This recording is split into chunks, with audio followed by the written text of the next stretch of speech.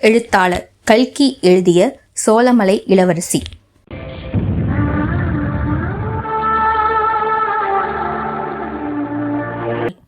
அத்தியாயம் 11. அரண்மனை சிறை. மறுநாள் காலையில் குமாரலிங்கம் உறக்கம் நீங்கி கண் விழித்து எழுந்தபோது சூரியன் உதயமாகி மலைக்கு மேலே வெகு தூரம் வந்திருப்பதை பார்த்தான். அப்பா, இவ்வளவு நேரமா தூங்கிவிட்டோம்?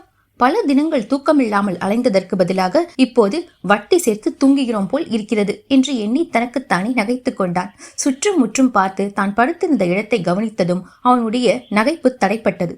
முதல் நாள் காலையில் தான் படுத்து தூங்கிய வசந்த மண்டபம் அல்ல அது என்பதையும், அந்த பழைய கோட்டைக்குள்ளேயே இடிந்து கிடந்த பல பாழும் கட்டிடங்களுக்கு ஒன்றின் மேல் மச்சுத்தலம் அது என்றும் தெரிந்து கொண்டதும் அவனுக்கு ஒரே வியப்பும் திகைப்புமாய் போய்விட்டது.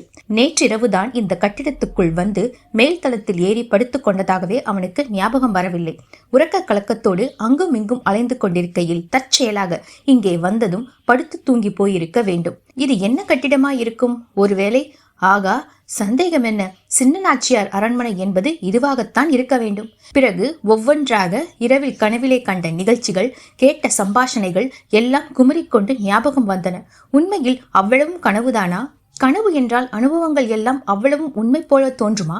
ஒரே நாள் இரவில் 10-15 தினங்களில் நிகழ்ச்சிகளை உண்மை போல் உணர்ந்து அனுபவிக்க முடியுமா? அந்த அனுபவங்களும் 10-15 வருஷங்களில் நீடித்த அனுபவங்களைப் போல உள்ளத்தில் பதிய முடியுமா? இந்த பாழும் கோட்டையில் ஏதோ மாய மந்திரம் இருக்கிறது. பொன்னம்மாள் சொன்னபடி மோகினி பிசாசு இல்லாவிட்டால் வேறு ஏதோ ஒரு மாய பிசாசோ பில்லி சூனியமோ கட்டாயம் இங்கே இருக்கிறது. சேர்ந்தாற்போல் சில நாள் இங்கே இருந்தால் மனுஷனுக்கு பைத்தியம் பிடித்தாலும் பிடித்து விடலாம். உடனே இங்கிருந்து நடையை கட்ட வேண்டியதுதான். பொன்னம்மாளை மறுபடியும் பார்க்காமலே போய்விடுகிறதா? அழகுதான். பொன்னம்மாளாவது கண்ணம்மாளாவது 5ஆம் வகுப்பு கூட பூர்த்தியாக படிக்காத பட்டிக்காட்டு பொண்ணுக்கு காலேஜ் படிப்பெல்லாம் கரைத்து குடித்த தேசபக்த வீரனுக்கும் என்ன சிநேகிதம், என்ன உறவு ஏற்படக்கூடும்? இந்த பாலுங்கோட்டையில் உள்ள ஏதோ ஒரு மாய சக்தியினால் தான் பொன்னம்மாளை பற்றிய நினைவே தன் மனதில் உண்டாகிறது. உடனே இங்கிருந்து புறப்பட வேண்டியதுதான். வேறு எங்கே போனாலும் பாதகமில்லை. இங்கே ஒரு நிமிஷம் கூட இருக்கக்கூடாது. இவ்வாறு தீர்மானித்துக் கொண்டு அந்த பழைய மாளிகை மச்சிலிருந்து கீழே குதித்து இறங்கி ஒற்றையடி பாதையை நோக்கி குமாரலிங்கம் நடந்தான். திடீரென்று நாய் குரைக்கும் சப்தம் கேட்டது. குமாரலிங்கத்தின் நாவும் தொண்டையும் ஒரு நொடியில் வறண்டு விட்டது. அப்படிப்பட்ட பயங்கர பீதி அவனை பற்றி கொண்டது. காரணம் என்னவென்று யோசித்து பார்த்தால் நம்ப முடியாத அசட்டு காரணம்தான். இரவில் கனவிலே கேட்ட வேட்டை நாயின் குரைப்பு சத்தத்தை அது அவனுக்கு நினைவூட்டியதுதான். காரணம் எதுவாயிருந்தாலும் மனதில் தோன்றிய பீதி என்னவோ உண்மையாக இருந்தது. சற்றென்று பக்கத்தில் இருந்த இடிந்த பாலும் சுவர் ஒன்றுக்கு பின்னால் மறைந்து நின்று ஒற்றையடி பாதையில் யார் வருகிறார்கள் என்று கவனித்தான். அவன் மறைந்து நின்றதும் கவனித்ததும் வீண் போகவில்லை. சில நிமிஷத்துக்கெல்லாம் கையில் தடியுடன் ஒரு மனிதன் முன்னால் வர அவனை தொடர்ந்து ஒரு நாய் வந்தது. நாய் என்றால் தெருவில் தெரியும் சாமானிய நாய் அல்ல, பிரம்மாண்டமான வேட்டை நாய். முன்காலை தூக்கி கொண்டு அதை நின்றால் சரியாக ஒரு ஆள் உயரம் இருக்கும். எருமை மாட்டை ஒரே அறையில் கொண்டு தோளிலே தூக்கி போட்டுக்கொண்டு அனாயசமாக போகக்கூடிய வேங்கை புலியுடன் சரிசமமாக சண்டிடக்கூடிய நாய் அது. குமாரலிங்கம் மறைந்து நின்று பாலம் சுவருக்கு அருகில் வந்தபோது அந்த நாய் மேற்படி சுவரை நோக்கி குரைத்தது. முன்னால் வந்த மனிதன் திரும்பி பார்த்து, சீ கழுத, சும்மா இரு என்று சொல்லிவிட்டு கைத்தடியால் நாயின் தலையில் பட் என்று ஒரு அடி போட்டான். நாய் ஒரு தடவை உருமிவிட்டு பிறகு பேசாமல் சென்றது. மனிதன் நாயை அடித்த சம்பவத்தை குமாரலிங்கம் சரியாக கவனிக்கவில்லை. கவனிக்க முடியாதபடி அவனுடைய மனதில் வேறொன்று ஆழமாக பதிந்து விட்டது. அப்படி பதிந்தது நன்றாக தெரிந்த அந்த மனிதனுடைய முகம்தான். முறுக்கிவிட்ட மீசையோடு கூடிய அந்த முரட்டு முகம் மாணிக்கவல்லியின் தந்தை சாஷாத் சோழமலை மகாராஜாவின் முகத்தைப் போலவே தத்ரூபமாக இருந்தது. சுவரை கெட்டியாக பிடித்து கொண்டிருந்தபடியினால் குமாரலிங்கத்தின் தலை சுற்றிய போதிலும் கீழே விழாமல் தப்பிக்க முடிந்தது. மனிதனும் நாயும் மறைந்த பிறகு குமாரலிங்கம் கோட்டை மதில் ஓரமாக ஓடிய சிறு கால்வாய்க்கு சென்று முகத்தையும் சிரசையும் குளிர்ந்த தண்ணீரினால் அலம்பிக்கொள்ள விரும்பினான். அதனால் தன் மனம் தெளிவடையும் என்றும் மேலே யோசனை செய்து எங்கே போவதென்று தீர்மானிக்கலாம் என்றும் எண்ணினான். அவ்விதமே கால்வாயை நோக்கி சென்றான். போகும்போது சோலைமலை மகாராஜாவை எந்த சந்தர்ப்பத்திலேயே அவன் பார்த்தான் என்பதும் இளவரசி மாணிக்கவல்லிக்கும் அவருக்கும் நடந்த பேச்சுவார்த்தைகளும் திரும்ப திரும்ப அவனுக்கு ஞாபகம் வந்து கொண்டிருந்தன. மாரணேந்தல் மகாராஜா உலகநாத தேவர் சோலைமலை கோட்டையில் வெகு காலமாக பூட்டி கிடந்த சின்ன நாச்சியார் அரண்மனையில் சுமார் 15 தினங்கள் வசித்தார். அந்த அரண்மனை வாசம் ஒரு விதத்தில் அவருக்கு சிறைவாசமாகத்தான் இருந்தது. சிறைவாசத்திலும் தனி தனி சிறைவாசம்தான். ஆனாலும் சொர்க்கவாசத்தில் ஆனந்தத்தை அவர் அந்த நாட்களில் அனுபவித்துக் கொண்டிருந்தார். பகல் எல்லாம் அந்த அரண்மனை சிறையின் மேன்மாடத்தில் அவர் அங்கும் இங்கும் நடந்து கொண்டிருப்பார். அவருடைய கால்கள் நடந்து கொண்டிருக்கையில் உள்ளம் என்னவெல்லாமோ ஆகாச கோட்டையை கட்டிக்கொண்டிருக்கும். ஒரு குறிப்பிட்ட பழகணியின் அருகே அவர் அடிக்கடி வந்து நின்று எதிரே தோன்றிய பெரிய அரண்மனையை நோக்குவார். அந்த அரண்மனையின் மேற்மாடி முகப்பில் சில சமயம் ஒரு பெண் உருவம் உலாவிக் கொண்டிருக்கும். இளவரசி மாணிக்கவல்லி தமக்காகவே அங்கு வந்து நிற்கிறாள், உலாவுகிறாள் என்பதை எண்ணும் போதெல்லாம் அவருடைய உள்ளம் துள்ளி குதிக்கும். தினம் 3 வேளையும் வீரம்மா அக்கம் பக்கம் பார்த்து கொண்டு புறப்படுவாள். சின்ன அரண்மனைக்கு ஒழுங்காக சாப்பாடு கொண்டு வந்து வைத்துவிட்டு போவாள். சூரியன் அஸ்தமித்த இரவு ஆரம்பித்ததோ இல்லையோ சிறைக்கதவு திறக்கப்படும். உடனே உலகநாத தேவர் கோதண்டத்திலிருந்து கிளம்பிய ராமபாணத்தை போல நேரே வசந்த மண்டபத்துக்கு போய் சேர்வார். சீக்கிரத்திலேயே மாணிக்கவல்லியும் அங்கு வந்து விடுவாள். அப்புறம் நேரம் போவதே அவர்களுக்கு தெரியாது. வருங்காலத்தை பற்றி எத்தனையோ மனோராஜ்ய இன்பக் கனவுகளை கண்டார்கள். இடையிடையே ஒருவரை ஒருவர் நேரமாகிவிட்டது பற்றி எச்சரித்துக் கொள்வார்கள். எனினும் வெகு நேரம் சென்ற பிறகுதான் இருவரும் தத்தம் ஜாகைக்கு செல்வார்கள். இப்படி ஒவ்வொரு தினமும் புதிய புதிய ஆனந்த அனுபவங்களை அவர்களுக்கு தந்துவிட்டு போய்க் கொண்டிருந்த காலத்தில் ஒரு நாள் பகல் வேளை முழுவதும் இளவரசியை அரண்மனை மேல்மாடி முகப்பில் காணாதபடியால் உலகநாத தேவர் ஏமாற்றமும் கவலையும் அடைந்தார். அஸ்தமித்த பிறகும் வழக்கம் போல் வசந்த மண்டபத்துக்கு போய் அவர் காத்திருந்ததும் வீணாயிற்று. ஏதேதோ விவரமில்லாத பயங்களும் கவலைகளும் மனதில் தோன்றி அவரை வதைத்தன. மனதை துணிவுபடுத்திக் கொண்டு பெரிய அரண்மனைக்கு சமீபமாக சென்று தீப வெளிச்சம் தெரிந்த ஒரு பலகணியின் அருகே மறைந்து நின்றார். இருவர் பேசும் குரல்கள் கேட்டன. ஒரு குரல் மாணிக்கவல்லியின் இனிமை மிக்க குரல்தான். இன்னொரு ஆண் குரல் அவளுடைய தகப்பனாரின் குரலாகத்தான் இருக்க வேண்டும். அடர்த்தியான செடிகளின் மறைவிலேயே நன்றாக ஒளிந்து நின்று கொண்டு பலகணியின் வழியாக உலகநாத தேவர் உள்ளே பார்த்தார். அவர் எதிர்பார்த்தபடியே தந்தையும் மகளும் உட்கார்ந்து பேசிக் கொண்டிருந்தார்கள். ஆஹா, அவ்வளவு அழகும் சாந்த குணமும் பொருந்திய இனிய மகளை பெற்ற தகப்பனாரின் முகம் எவ்வளவு கடுகடுப்பாகவும் குரோதம் கொதித்துக் கொண்டிருக்கிறது. இதை பற்றி அதிகமாக சிந்திப்பதற்குள்ளே அவருடைய சம்பாஷணையில் சில வார்த்தைகள் அவர் காதில் விழுந்தன. உடனே காது கொடுத்து கவனித்து கேட்க ஆரம்பித்தார். சோலைமலை மகாராஜாவுக்கும் அவருடைய அருமை மகளுக்கும் பின்வரும் சம்பாஷணைகள் நடந்தன. தந்தை: ஏதேது உலகநாத தேவனுக்காக நீ பரிந்து உருகி பேசுகிறதை பார்த்தால் கொஞ்ச நாளில் அவனை கல்யாணம் செய்து கொள்கிறேன் என்று கூட சொல்வாய் போலிருக்கிறதே. மகள்: நீங்களும் தான் எனக்கு அடிக்கடி மாப்பிள்ளை தேட வேண்டிய கஷ்டத்தை பற்றி சொல்லுகிறீர்கள் அல்லவா? உங்களுக்கு அந்த கஷ்டம் இல்லாமல் போனால் நல்லதுதானே அப்பா. தந்தை: என் கண்ணே, உன் தாயார் காலமான பிறகு உன்னை வளர்ப்பதற்கு நான் எவ்வளவோ கஷ்டப்பட்டேன். அதேபோல் இந்த கஷ்டத்தையும் நானே சுமந்து கொள்கிறேன். உனக்கு அந்த கவலை வேண்டாம். மகள்: எனக்கு கவலை இல்லாமல் எப்படி இருக்கும் அப்பா? நீங்கள் பார்க்கும் மாப்பிள்ளை என் மனதுக்கு பிடித்திருக்க வேண்டாமா? நான் தான் கல்யாணம் செய்து கொள்ள வேண்டும். அதற்கு பிறகு ஆயுள் முழுவதும் அவரோடு நான் தானே இருக்க வேண்டும். தந்தை: என் செல்வ கண்மணி, உன்னை கல்யாணம் செய்து கொள்கிற கழுதை உன்னை சரிவர வைத்துக் கொள்ளாவிட்டால் அவன் தவடையில் 4 அறை கொடுத்துவிட்டு உன்னை திரும்ப இங்கே அழைத்துக் கொண்டு வந்து விடுவேன். இப்போது இருப்பது போல் எப்போதும் நீ இந்த சோழமலை கோட்டையின் மகாராணியாக இருக்கலாம். மகள்: அது எப்படியப்பா? ஒருவருக்கு வாழ்க்கைப்பட்ட பிறகு நான் திரும்பவும் இங்கே வந்து சந்தோஷமாக இருக்க முடியும். தந்தை: இந்த அரண்மனையில் உன்னுடைய சந்தோஷத்துக்கு என்ன குறைவு மாணிக்கம்? மகள்: பெண்ணாய் பிறந்தவர்கள் புருஷன் வீட்டுக்கு போவதுதானே முறைமை அப்பா. தந்தை: அது முறைமைதான் கண்ணே. ஆனால் தகப்பனார் பார்த்து கல்யாணம் செய்து கொடுக்கிற போது அப்படி கொடுக்கிற புருஷனுடைய வீட்டுக்கு மகள் போக வேண்டும். நமக்கெல்லாம் மானம் ஈனமற்ற வெள்ளைக்கார சாதி அல்ல. வெள்ளைக்கார சாதியில் பெண்கள் தாங்களே புருஷர்களை தேடிக்கொள்வார்களாம். மோதிரம் மாற்றிக்கொண்டால் அவர்களுக்குள் கல்யாணம் ஆகிவிட்டது போலவாம். இப்படி சொல்லிவிட்டு சோலைமலை மகாராஜா ஹா ஹா ஹா என்று சிரித்தார். அவருடைய சிரிப்பு ஒருவாறு அடங்கிய பிறகும் மறுபடியும் சம்பாஷணைகள் தொடர்ந்தது. மகள்: அப்பா, வெள்ளைக்கார சாதியை பற்றி அடிக்கடி புகழ்ந்து பெருமைப்படுத்தி பேசுவீர்களே, இன்றைக்கு ஏன் இந்த மாதிரி பேசுகிறீர்கள்? தந்தை: நானா வெள்ளைக்காரர்களை புகழ்ந்து பேசினேன்? அதற்கென்ன, அவர்கள் சண்டையில் கெட்டிக்காரர்கள், துப்பாக்கியும் பீரங்கியும் வைத்திருக்கிறார்கள் என்று சொல்லியிருப்பேன். மற்றபடி அவர்களைப் போல கல்யாணம் முதலிய காரியங்களில் விவஸ்தை இல்லாமல் இருக்க வேண்டும் என்று நான் சொல்லவில்லையே. மகள்: அப்பா, கல்யாண விஷயத்தில் வெள்ளைக்காரர்கள் விவஸ்தை இல்லாதவர்கள் என்று எப்படி சொல்லலாம்? நம்முடைய தேசத்திலும் பழைய காலத்தில் அவ்விதம்தானே நடந்தது. ராஜகுமாரிகள் சுயம்பரத்தில் தங்கள் மனதுக்கு உகந்த புருஷனை தேர்ந்தெடுத்து மாலையிடவில்லையா? தமயந்தியும் சாவித்திரியும் விவஸ்தை இல்லாதவர்களா? இதை கேட்ட சோலைமலை மகாராஜா சிறிது நேரம் திகைத்து போய் நின்றார். பிறகு: மாணிக்கம், வெளி உலகம் இன்னதென்று தெரியாமல் இந்த அரண்மனையில் அடைபட்டு கிடக்கும் போதே நீ இவ்வளவு கெட்டிக்கரியாக இருக்கிறியே, உனக்கு தகுந்த புருஷனை நான் எங்கிருந்து பிடிக்கப் போகிறேன்? பழைய நாட்களிலே போல மதுரை பட்டணத்தில் பாண்டிய ராஜ்யத்தை ஸ்தம்பித்துவிட்டு எந்த மறவர் குலத்து வீரன் உன்னை பட்டத்து ராணியாக்குகிறேன் என்று வருகிறானோ அவனுக்குத்தான் உன்னை கட்டி கொடுக்கப் போகிறேன். வேறு எந்த கழுதையாவது வந்தால் அடித்து துரத்து விடுவேன் என்று சொல்லிவிட்டு இடி இடி என சிரித்தார்.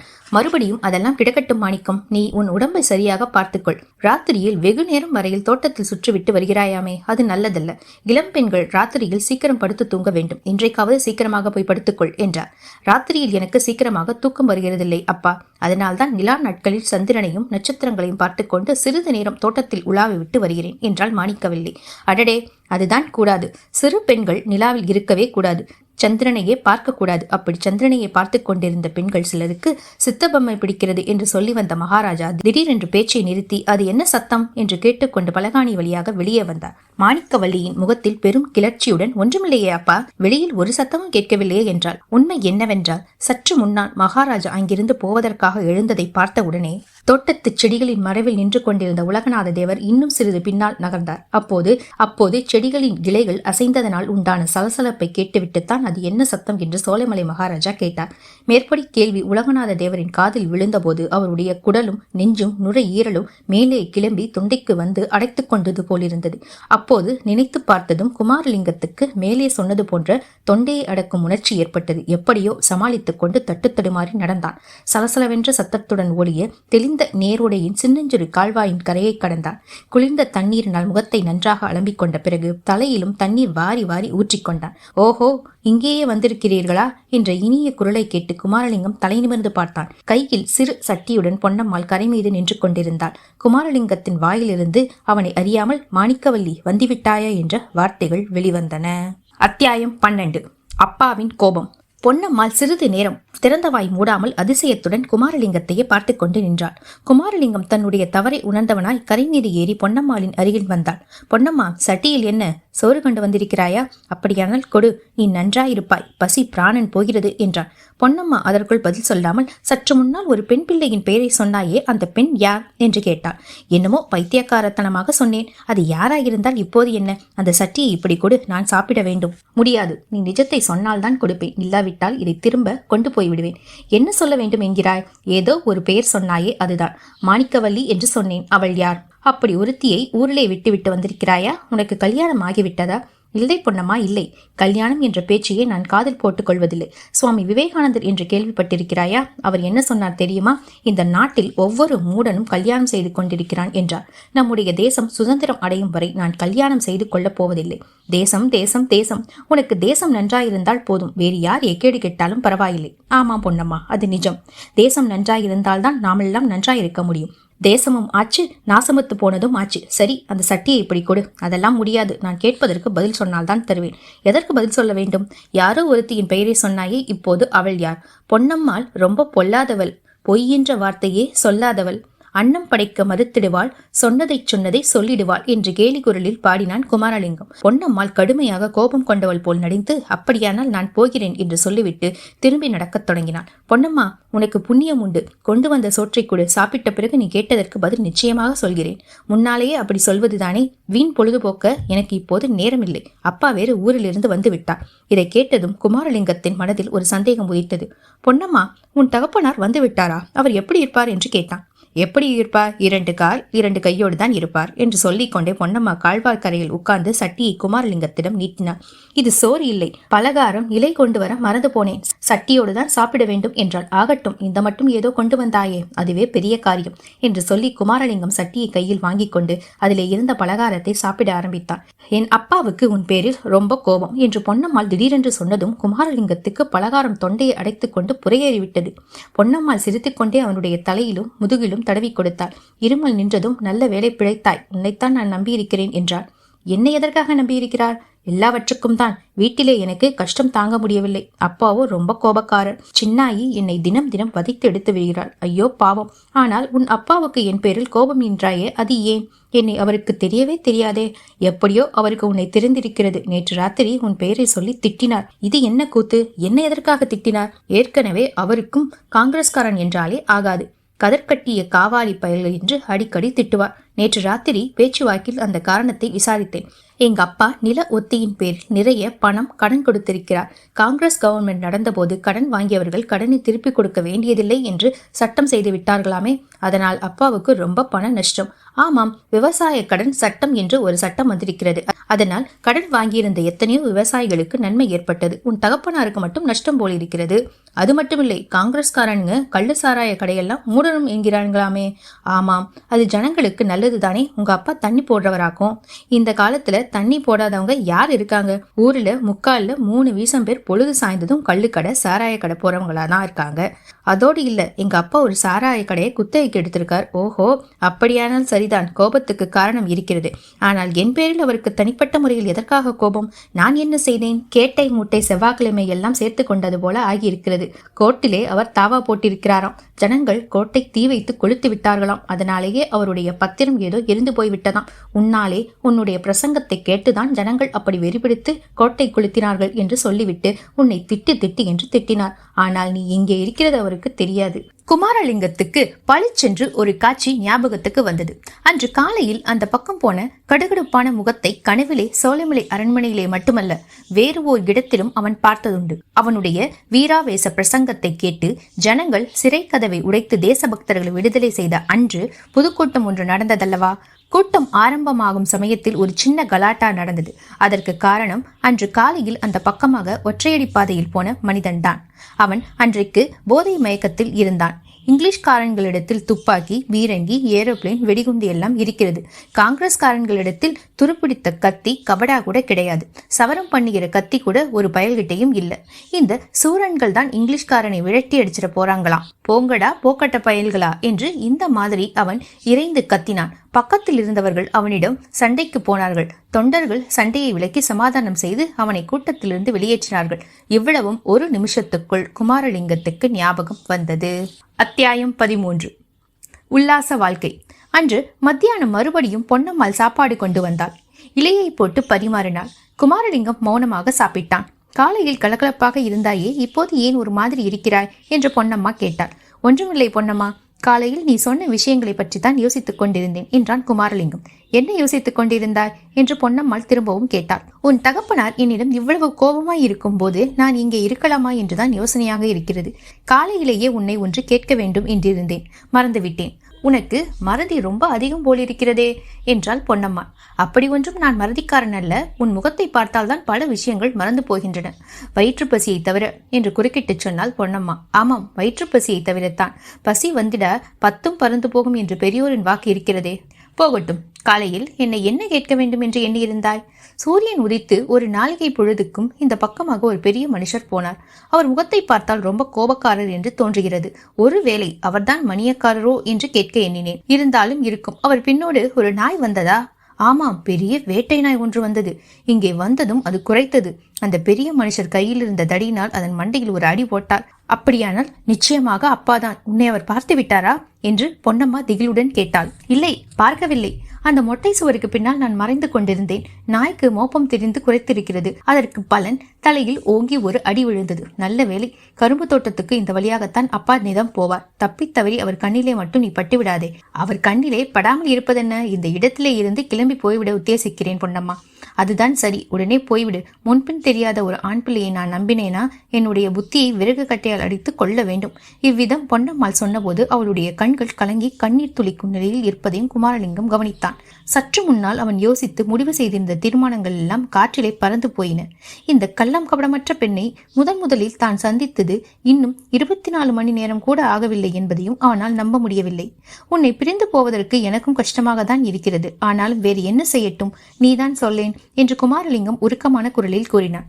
நீ இப்போது சொன்னது நிஜமாக இருந்தால் என்னையும் உன்னோடு கூட்டிட்டு போ என்று மணியக்காரரின் மகள் கூறிய பதில் குமாரலிங்கத்தை ஒரு குலுக்கிவிட்டது. சற்று நிதானித்து விட்டு அவன் சொன்னான், பொன்னம்மா, உன்னையும் என்னோடு அழைத்து போகவல்லவா சொல்கிறாய்? அதற்கு எனக்கு பூரண சம்மதம். உன்னை பார்த்த பிறகு கல்யாணம் செய்து கொள்ளவில்லை என்ற தீர்மானத்தை கூட கைவிட்டு விட்டேன். ஆனால் சமய சந்தர்ப்பம் தற்போது சரியா இல்லையே. நானோ போலீஸ் புலிகளிடம் அகப்படக்கூடாதென்று தப்பி ஓடி வந்தவன்.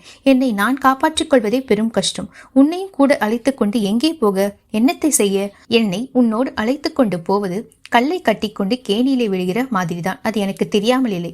அதனாலேதான் உன்னை இங்கேயே இருக்க சொல்கிறேன் என்றாள் பொன்னம்மா. அது எப்படி முடியும்? நீதானே சொன்னாய் உன் அப்பா என்னை பார்த்து விட்டால் கடித்து விழுங்கி விடுவார் என்று. அது மெய்தான். ஆனால் இந்த பாலுங்கோட்டையிலும் இதை சேர்ந்த காடுகளிலும் நீ யார் கண்ணிலும் படாமல் எத்தனை நாள் வேண்டுமானாலும் இருக்கலாமே. சாப்பாடு கொண்டு வந்து கொடுப்பதற்கு நான் இருக்கிறேன். உனக்கு என்ன பயம்? எனக்கு ஒரு பயமும் இல்லை பொன்னம்மா. ஆனா எத்தனை நாள் உனக்கு இம்மாதிரி சிரமம் கொடுத்து கொண்டிருப்பது? என்ன காரணத்தை சொல்லிக்கொண்டு நீ தினம் தினம் சாப்பாடு கொண்டு வருவாய்? வேண்டாம் பொன்னம்மா, நான் எங்கேயாவது போய் தொலைகிறேன். உனக்கு கஷ்டம் கொடுக்க நான் விரும்பவில்லை. பொன்னம்மாள் பரிகாசத்துக்கு அறிகுறியாக கழுத்தை விளைத்து தலையை தோளில் இடித்துக்கொண்டு கூறினாள், பேச்சை பார் பேச்சை. எனக்கு கஷ்டம் கொடுக்க விரும்பவில்லையா?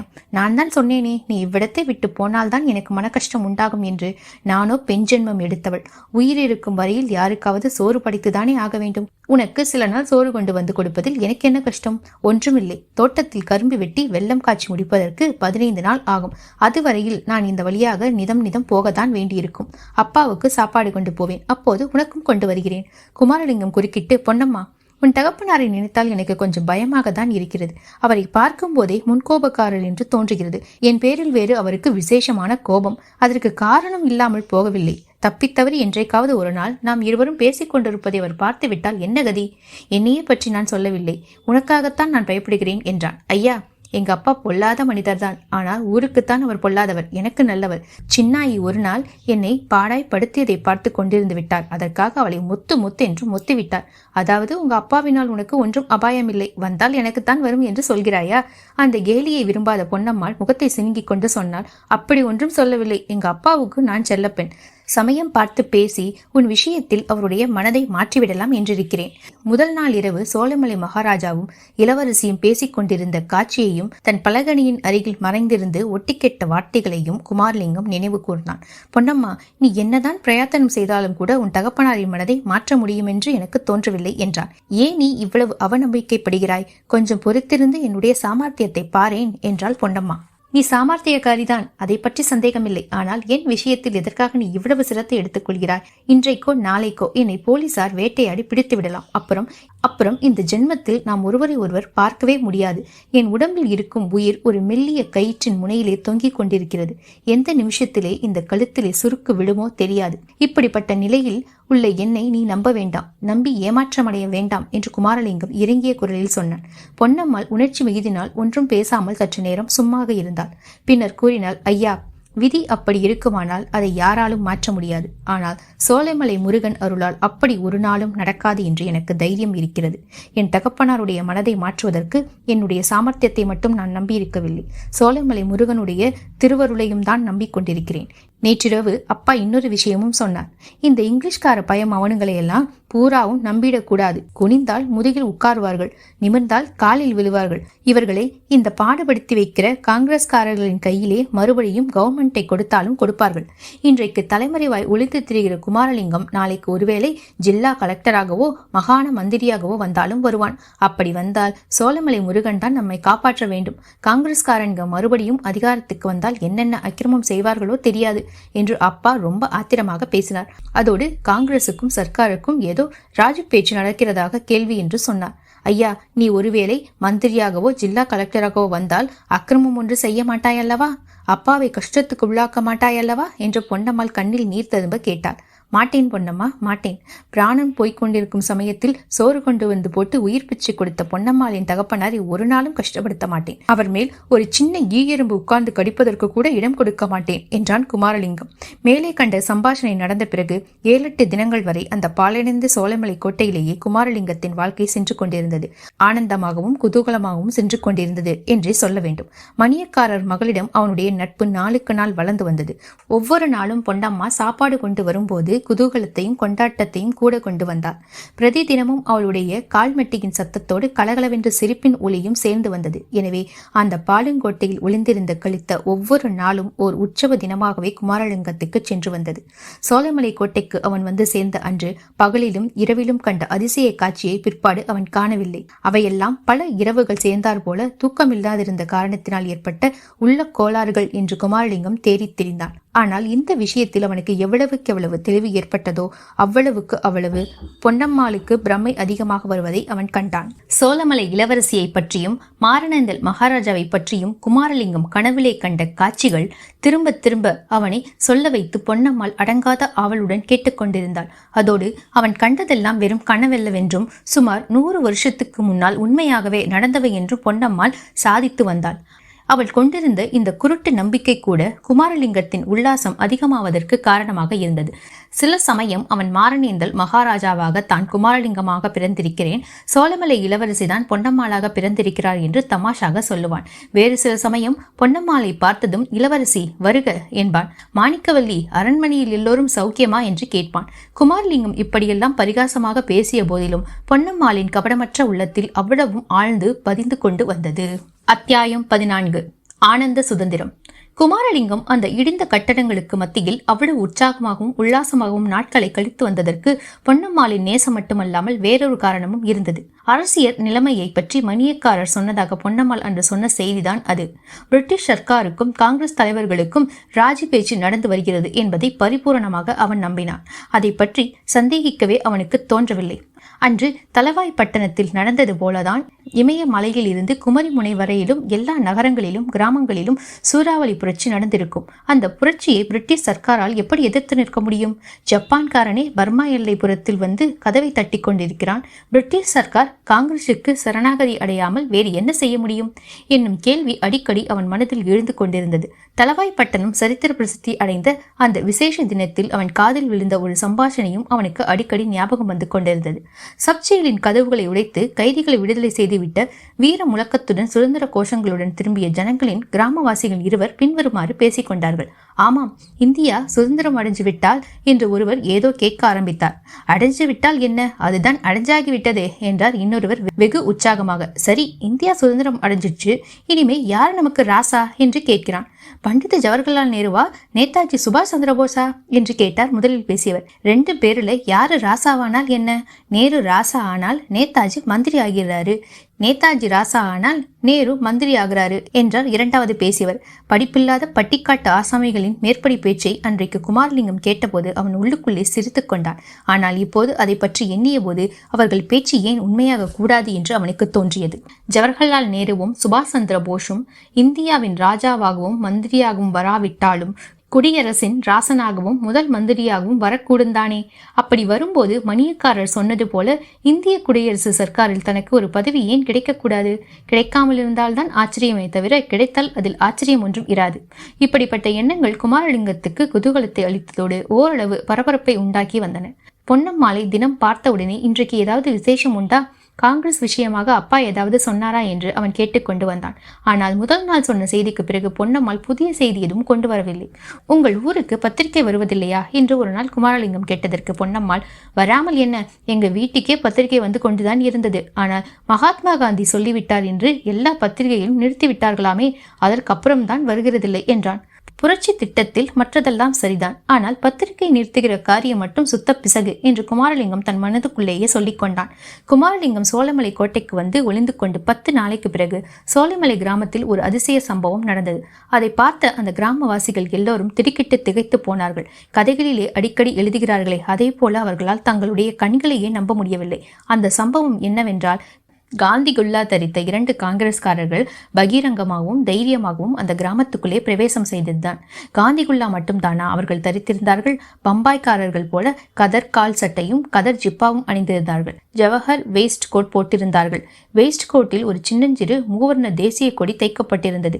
அவர்களில் ஒருவர் கையிலேயும் பெரிய மூவர்ண கொடி ஒன்று கொண்டு வந்திருந்தார். அதை கிராமச்சாவடிக்கு எதிரே இருந்த பிரம்மாண்டமான இழுப்பு மரத்தின் உச்சியில் கட்டி பறக்க விட்டார். கொடி பறக்கத் தொடங்கியதும் 2 பேரும் மாறி மாறி வந்தே மாதரம், வந்தே மாதரம், பாரத மாதாவுக்கு ஜெய், புரட்சி வாழ்கை என்ற கோஷங்களை கிளப்பினார்கள். இதையெல்லாம் பார்த்து சோலைமலை கிராமவாசிகள் ஒரே அடியாக ஆச்சரியத்தில் மூழ்கி போனார்கள். காங்கிரஸ் கழகத்தை வெள்ளைக்கார சர்க்கார் அடியோடு அடைக்கிவிட்டார்கள் என்றும், சிறையில் அவர்களை துன்புறுத்துகிறார்கள் என்றும், கழகம் நடந்த ஊர்களில் புகுந்து ஒன்றும் அறியாத ஜனங்களை கூட அடித்து இம்சிக்கிறார்கள் என்றும், போலீசாரிடம் அகப்படாமல் கழகம் செய்த காங்கிரஸ்காரர்கள் பலர் ஒளிந்து கொண்டிருக்கிறார்கள் என்றும் இம்மாதிரியான செய்திகளையே இதுவரையில் அந்த கிராமத்து ஜனங்கள் கேள்விப்பட்டிருந்தார்கள். அப்படி இருக்கும் போது 2 கதர்குல்லாக்காரர்கள் திடீரென்று எங்கிருந்தோ வந்து பட்டப்பகலில் பகிரங்கமாக கதர்கொடியை உயர்த்தி கோஷங்களை கிளப்பி கூப்பாடு போட்டதும் கிராமவாசிகளுக்கு ஒன்றுமே புரியவில்லை. அந்த காந்தி குல்லாக்காரர்களின் அருகில் நெருங்கவே முதலில் கிராமத்தார் தயங்கினார்கள். அவரவர்கள் தத்தம் வீட்டு வாசலில் இருந்தே பயத்துடன் அவர்களை எட்டி பார்த்து கொண்டிருந்தார்கள். ஆனால் கதர்குல்லா ஆசாமிகள் அவர்களை விடுகிற வழியாக இல்லை. கிராமத்துக்குள்ளே அவர்கள் வந்து மணியக்காரர் வீடு எது என்று விசாரித்ததும் கிராமத்தாருக்கு கொஞ்சம் தைரியம் வந்தது. காந்திகுல்லாக்காரர்களின் அருகில் நெருங்கி அவர்கள் யார், எதற்கு வந்திருக்கிறார்கள் என்று விசாரிக்க ஆரம்பித்தார்கள். அதற்கு பதிலாக காந்திகுல்லாக்காரர்கள் சொன்ன சமாச்சாரம் அவர்களை ஒரே அடியாக பிரமிக்கச் செய்துவிட்டது. வெள்ளைக்கார சர்க்கார் தோற்றுப்போய் காங்கிரசிடம் ராஜ்யத்தை ஒப்புவித்து விட்டார்கள் என்றும் அந்த ஜில்லாவுக்கு மேலதிகாரியாக தங்களை காங்கிரஸ் நியமித்திருக்கிறது என்றும் கலெக்டர்கள், தாசில்தார்கள் எல்லோரும் இனிமேல் தங்கள் கட்டளைப்படிதான் நடக்க வேண்டும் என்றும் அவர்கள் சொன்னார்கள். இதையெல்லாம் அதிசயத்தோடு கேட்டுக்கொண்டே ஜனக்கூட்டம் காந்திகுல்லாக்காரர்களை பின்தொடர்ந்து சென்று மணியக்காரரின் வீட்டு வாசலை அடைந்தது. அப்போதுதான் கரும்பு தோட்டத்துக்கு புறப்பட்டுக் கொண்டிருந்த மணியக்காரரும் முதலில் சிறிது திகைத்து போனார். என்ன ஏது என்று விசாரித்தார். விஷயத்தை கேட்டதும் அவருக்கு நம்பிக்கைப்படவில்லை. சரிதான், என்னிடம் எதற்காக வந்தீர்கள்? ஏதாவது காரியம் உண்டா என்று கொஞ்சம் அலட்சியமாகவே கேட்டார். காரியம் இருக்கிறது, இல்லாமலா உங்களிடம் வருவோம்? சுயராஜ்யம் வந்துவிட்டது, இனிமேல் காங்கிரஸ் சர்க்கார் தான் அரசாங்கம் நடத்துவார்கள் என்பதாக சுற்று வட்டாரத்து கிராமங்களை எல்லாம் தண்டோரா போட வேண்டும். தலையாரியை உடனே கூப்பிட்டு விடுங்கள் என்று வந்தவர்களில் ஒருவர் சொன்னார். மணியக்காரர் தமது அவநம்பிக்கை நன்கு வெளிப்படுத்தும்படியாக, அதெல்லாம் என்னால் முடியாது, மேலையிலிருந்து எனக்கு தகவல் ஒன்றும் வரவில்லை என்றார். அதை கேட்ட கதர்குல்லாக்காரர்கள் சிரித்தார்கள். இப்போது இப்படித்தான் சொல்வீர், சற்று நேரம் போனால் வேறு பாடம் படிப்பீர் என்றார் அவர்களில் ஒருவர். இவ்விதம் பேசிக் கொண்டிருக்கையிலேயே 2 போலீஸ் ஜவான்கள் அங்கு வந்து நின்று மேற்படி காந்திகுல்லாக்காரர்களுக்கு சலாம் வைத்தார்கள். எஜமான், கலெக்டர் கடிதம் கொடுத்திருக்கிறார் என்றார் ஜவான்களில் ஒருவர். அதை வாங்கிக் கொண்ட கதர்குல்லாக்காரர் கடிதத்தை படித்து பார்த்துவிட்டு, சரி நீங்கள் போகலாம் என்றதும் போலீஸ் ஜவான்கள் மறுபடியும் ஒரு பெரிய சலாம் வைத்துவிட்டு போனார்கள். இதை பார்த்த பிறகு சோளமலை கிராம ஜனங்களுக்கும் மணியக்காரரும் கூட நம்பிக்கை பிறந்துவிட்டது. அதற்கென்ன, தண்டோரா போட சொன்னால் போகிறது என்றார் மணியக்காரர். உடனே தலையாரியை கூப்பிட்டு அனுப்புங்கள். தண்டாரா ஓடும்போது இன்னொரு விஷயம் சேர்த்து சொல்ல வேண்டும். புரட்சி வீரர் குமாரலிங்க தேவர் இந்த பக்கத்து காடுகளில் எங்கேயோ மறைந்திருப்பதாகவும் தெரிகிறது. அவரை உடனே கண்டுபிடித்து புதுடெல்லிக்கு அனுப்பி வைக்கும்படி தலைவர் ஜவஹர்லால் நேருவிடமிருந்து கட்டளை வந்திருக்கிறது. குமாரலிங்க தேவர் இருக்கும் இடத்தை கண்டுபிடித்து சொல்கிறவர்களுக்கு 1000 ரூபாய் காங்கிரஸ் சர்க்கார் இனாம் கொடுப்பார்கள் என்பதையும் சேர்த்து தண்டாரா போட சொல்ல வேண்டும் என்று ஒரு காந்திகுல்லாக்காரர் சொன்னார். வாசல் திண்ணையில் நடந்த இந்த பேச்சையெல்லாம் வீட்டு நடையின் கதவோரமாக நின்று கேட்டுக்கொண்டிருந்த பொன்னம்மாளுக்கு அப்போது எப்படி இருந்திருக்கும் என்று நேயர்கள் யூகித்துக் கொள்ளலாம். உடனே வாசற்புறம் ஓடிப்போய் குமாரலிங்க தேவர் இருக்கும் இடத்தை சொல்லிவிடலாம் என்று அவள் உள்ளம் துடிதுடித்தது.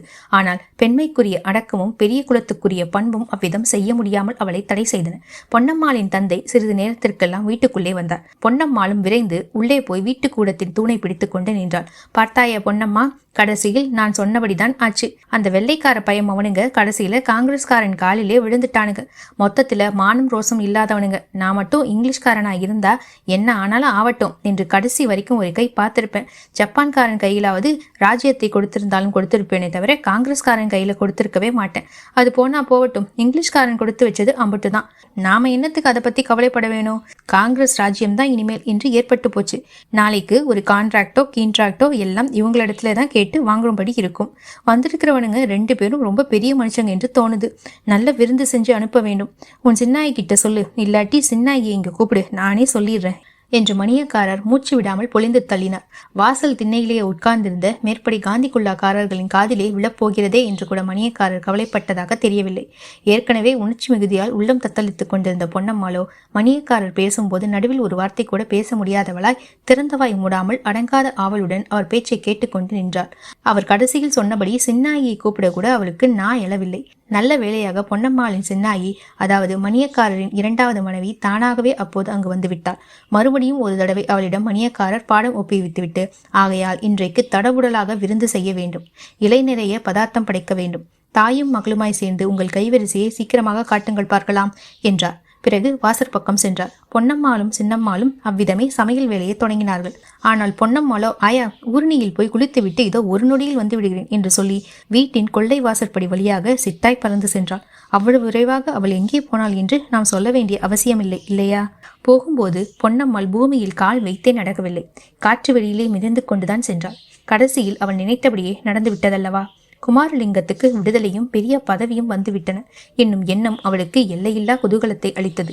இதோடு அவரை அந்த கோட்டையை விட்டு போகாமல் அங்கே இருக்கும்படி தான் வலியுறுத்தியது எவ்வளவு சரியான காரியமாக போயிற்று என்ற நினைவு தோன்றி அவள் மனதில் பெருமிதத்தையும் உற்சாகத்தையும் உண்டு பண்ணியது. ஆனால் இந்த உற்சாகமும் குதூகலமும் எல்லாம் சோளமலை கோட்டைக்குள் வந்து சேரும் வரையில்தான் இருந்தது. கோட்டையில் கால் வைத்த உடனேயே அவளுடைய உள்ளத்தில் ஒரு சோர்வு உண்டாயிற்று. நாளைக்கு இந்நேரம் குமாரலிங்க தேவர் இவ்விடத்தில் இருக்க மாட்டார் என்ற எண்ணம் அவளுக்கு சொல்ல முடியாத மனவேதனையை யோசனையை உண்டாக்கிற்று. ஆனால் குமாரலிங்கமோ பொன்னம்மாளை சற்று தூரத்தில் பார்த்ததுமே, வா பொன்னம்மா வா, இன்றைக்கு ஏது இவ்வளவு சீக்கிரம் வந்துவிட்டாய்? வந்ததேனமோ நல்லதாகத்தான் இருக்கிறது என்று உற்சாகமான குரலில் வரவேற்றான். பொன்னம்மாள் சற்று அருகிலே வந்ததும், என்ன கையிலே ஒன்றையே காணும்? பலகாரம் ஒன்றுமில்லையா? போனால் போகட்டும், ஒருவேளை சாப்பிடாவிட்டால் உயிரா போய்விடும். அதற்காக முகத்தை ஏன் இப்படி வைத்துக் கொண்டிருக்க வேண்டும்? இங்கே வந்து உட்கார்ந்து கொள்.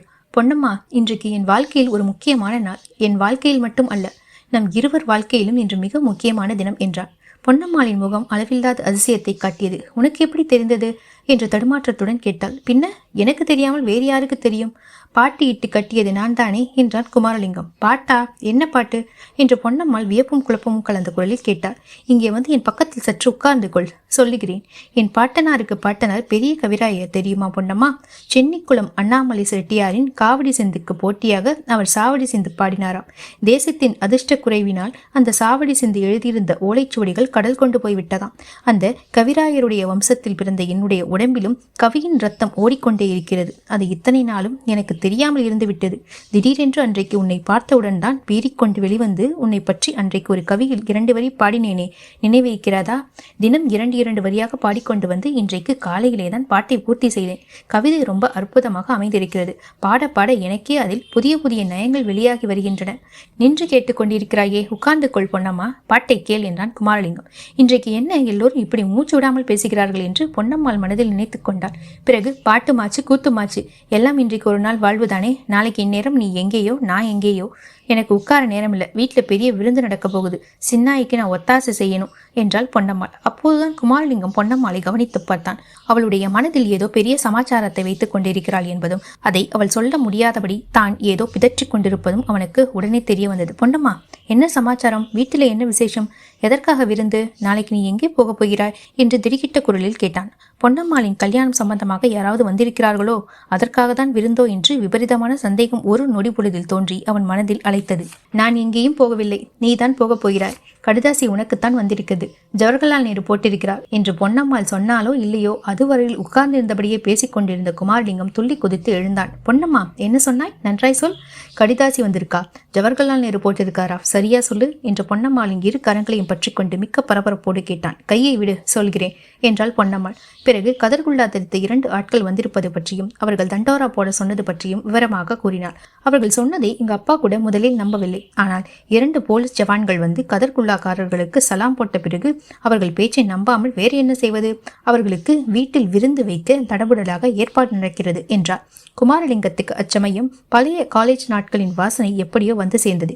மேல் துணியை இழுத்து ஆகாசத்தில் வீசியிருந்து ஹிப்ஹாப் ஹுரே என்று சத்தமிட்டான். பிறகு இந்தியாவுக்கு சுயராஜ்யம் வந்திருப்பதை கேவலம் அப்படி ஒரு இங்கிலீஷ் கோஷத்தினால் கொண்டாடியதை பற்றி வெட்கப்பட்டவனாய் ஆடுவோமே பள்ளு பாடுவோமே, ஆனந்தம் சுதந்திரம் அடைந்து விட்டோம் என்று என்னும் பாரதியாரின் பாடலை பாடி அந்த மகத்தான சம்பவத்தை கொண்டாடினான். மேற்படி பாரதியார் பாடல் வரிகளைத்தான் எத்தனை 100 தடவை அவன் ஏற்கனவே பாடியிருக்கிறான். எத்தனை 1000 தடவை பிறர் பாட கேட்டிருக்கிறான். அப்போதெல்லாம் ஏதோ வெறும் வார்த்தைகளாயிருந்த பாட்டு இப்போது பொருள் ததும்பி விளங்கிற்று. உண்மையாகவே பாரத தேசம் சுதந்திரம் அடைந்து விட்டது.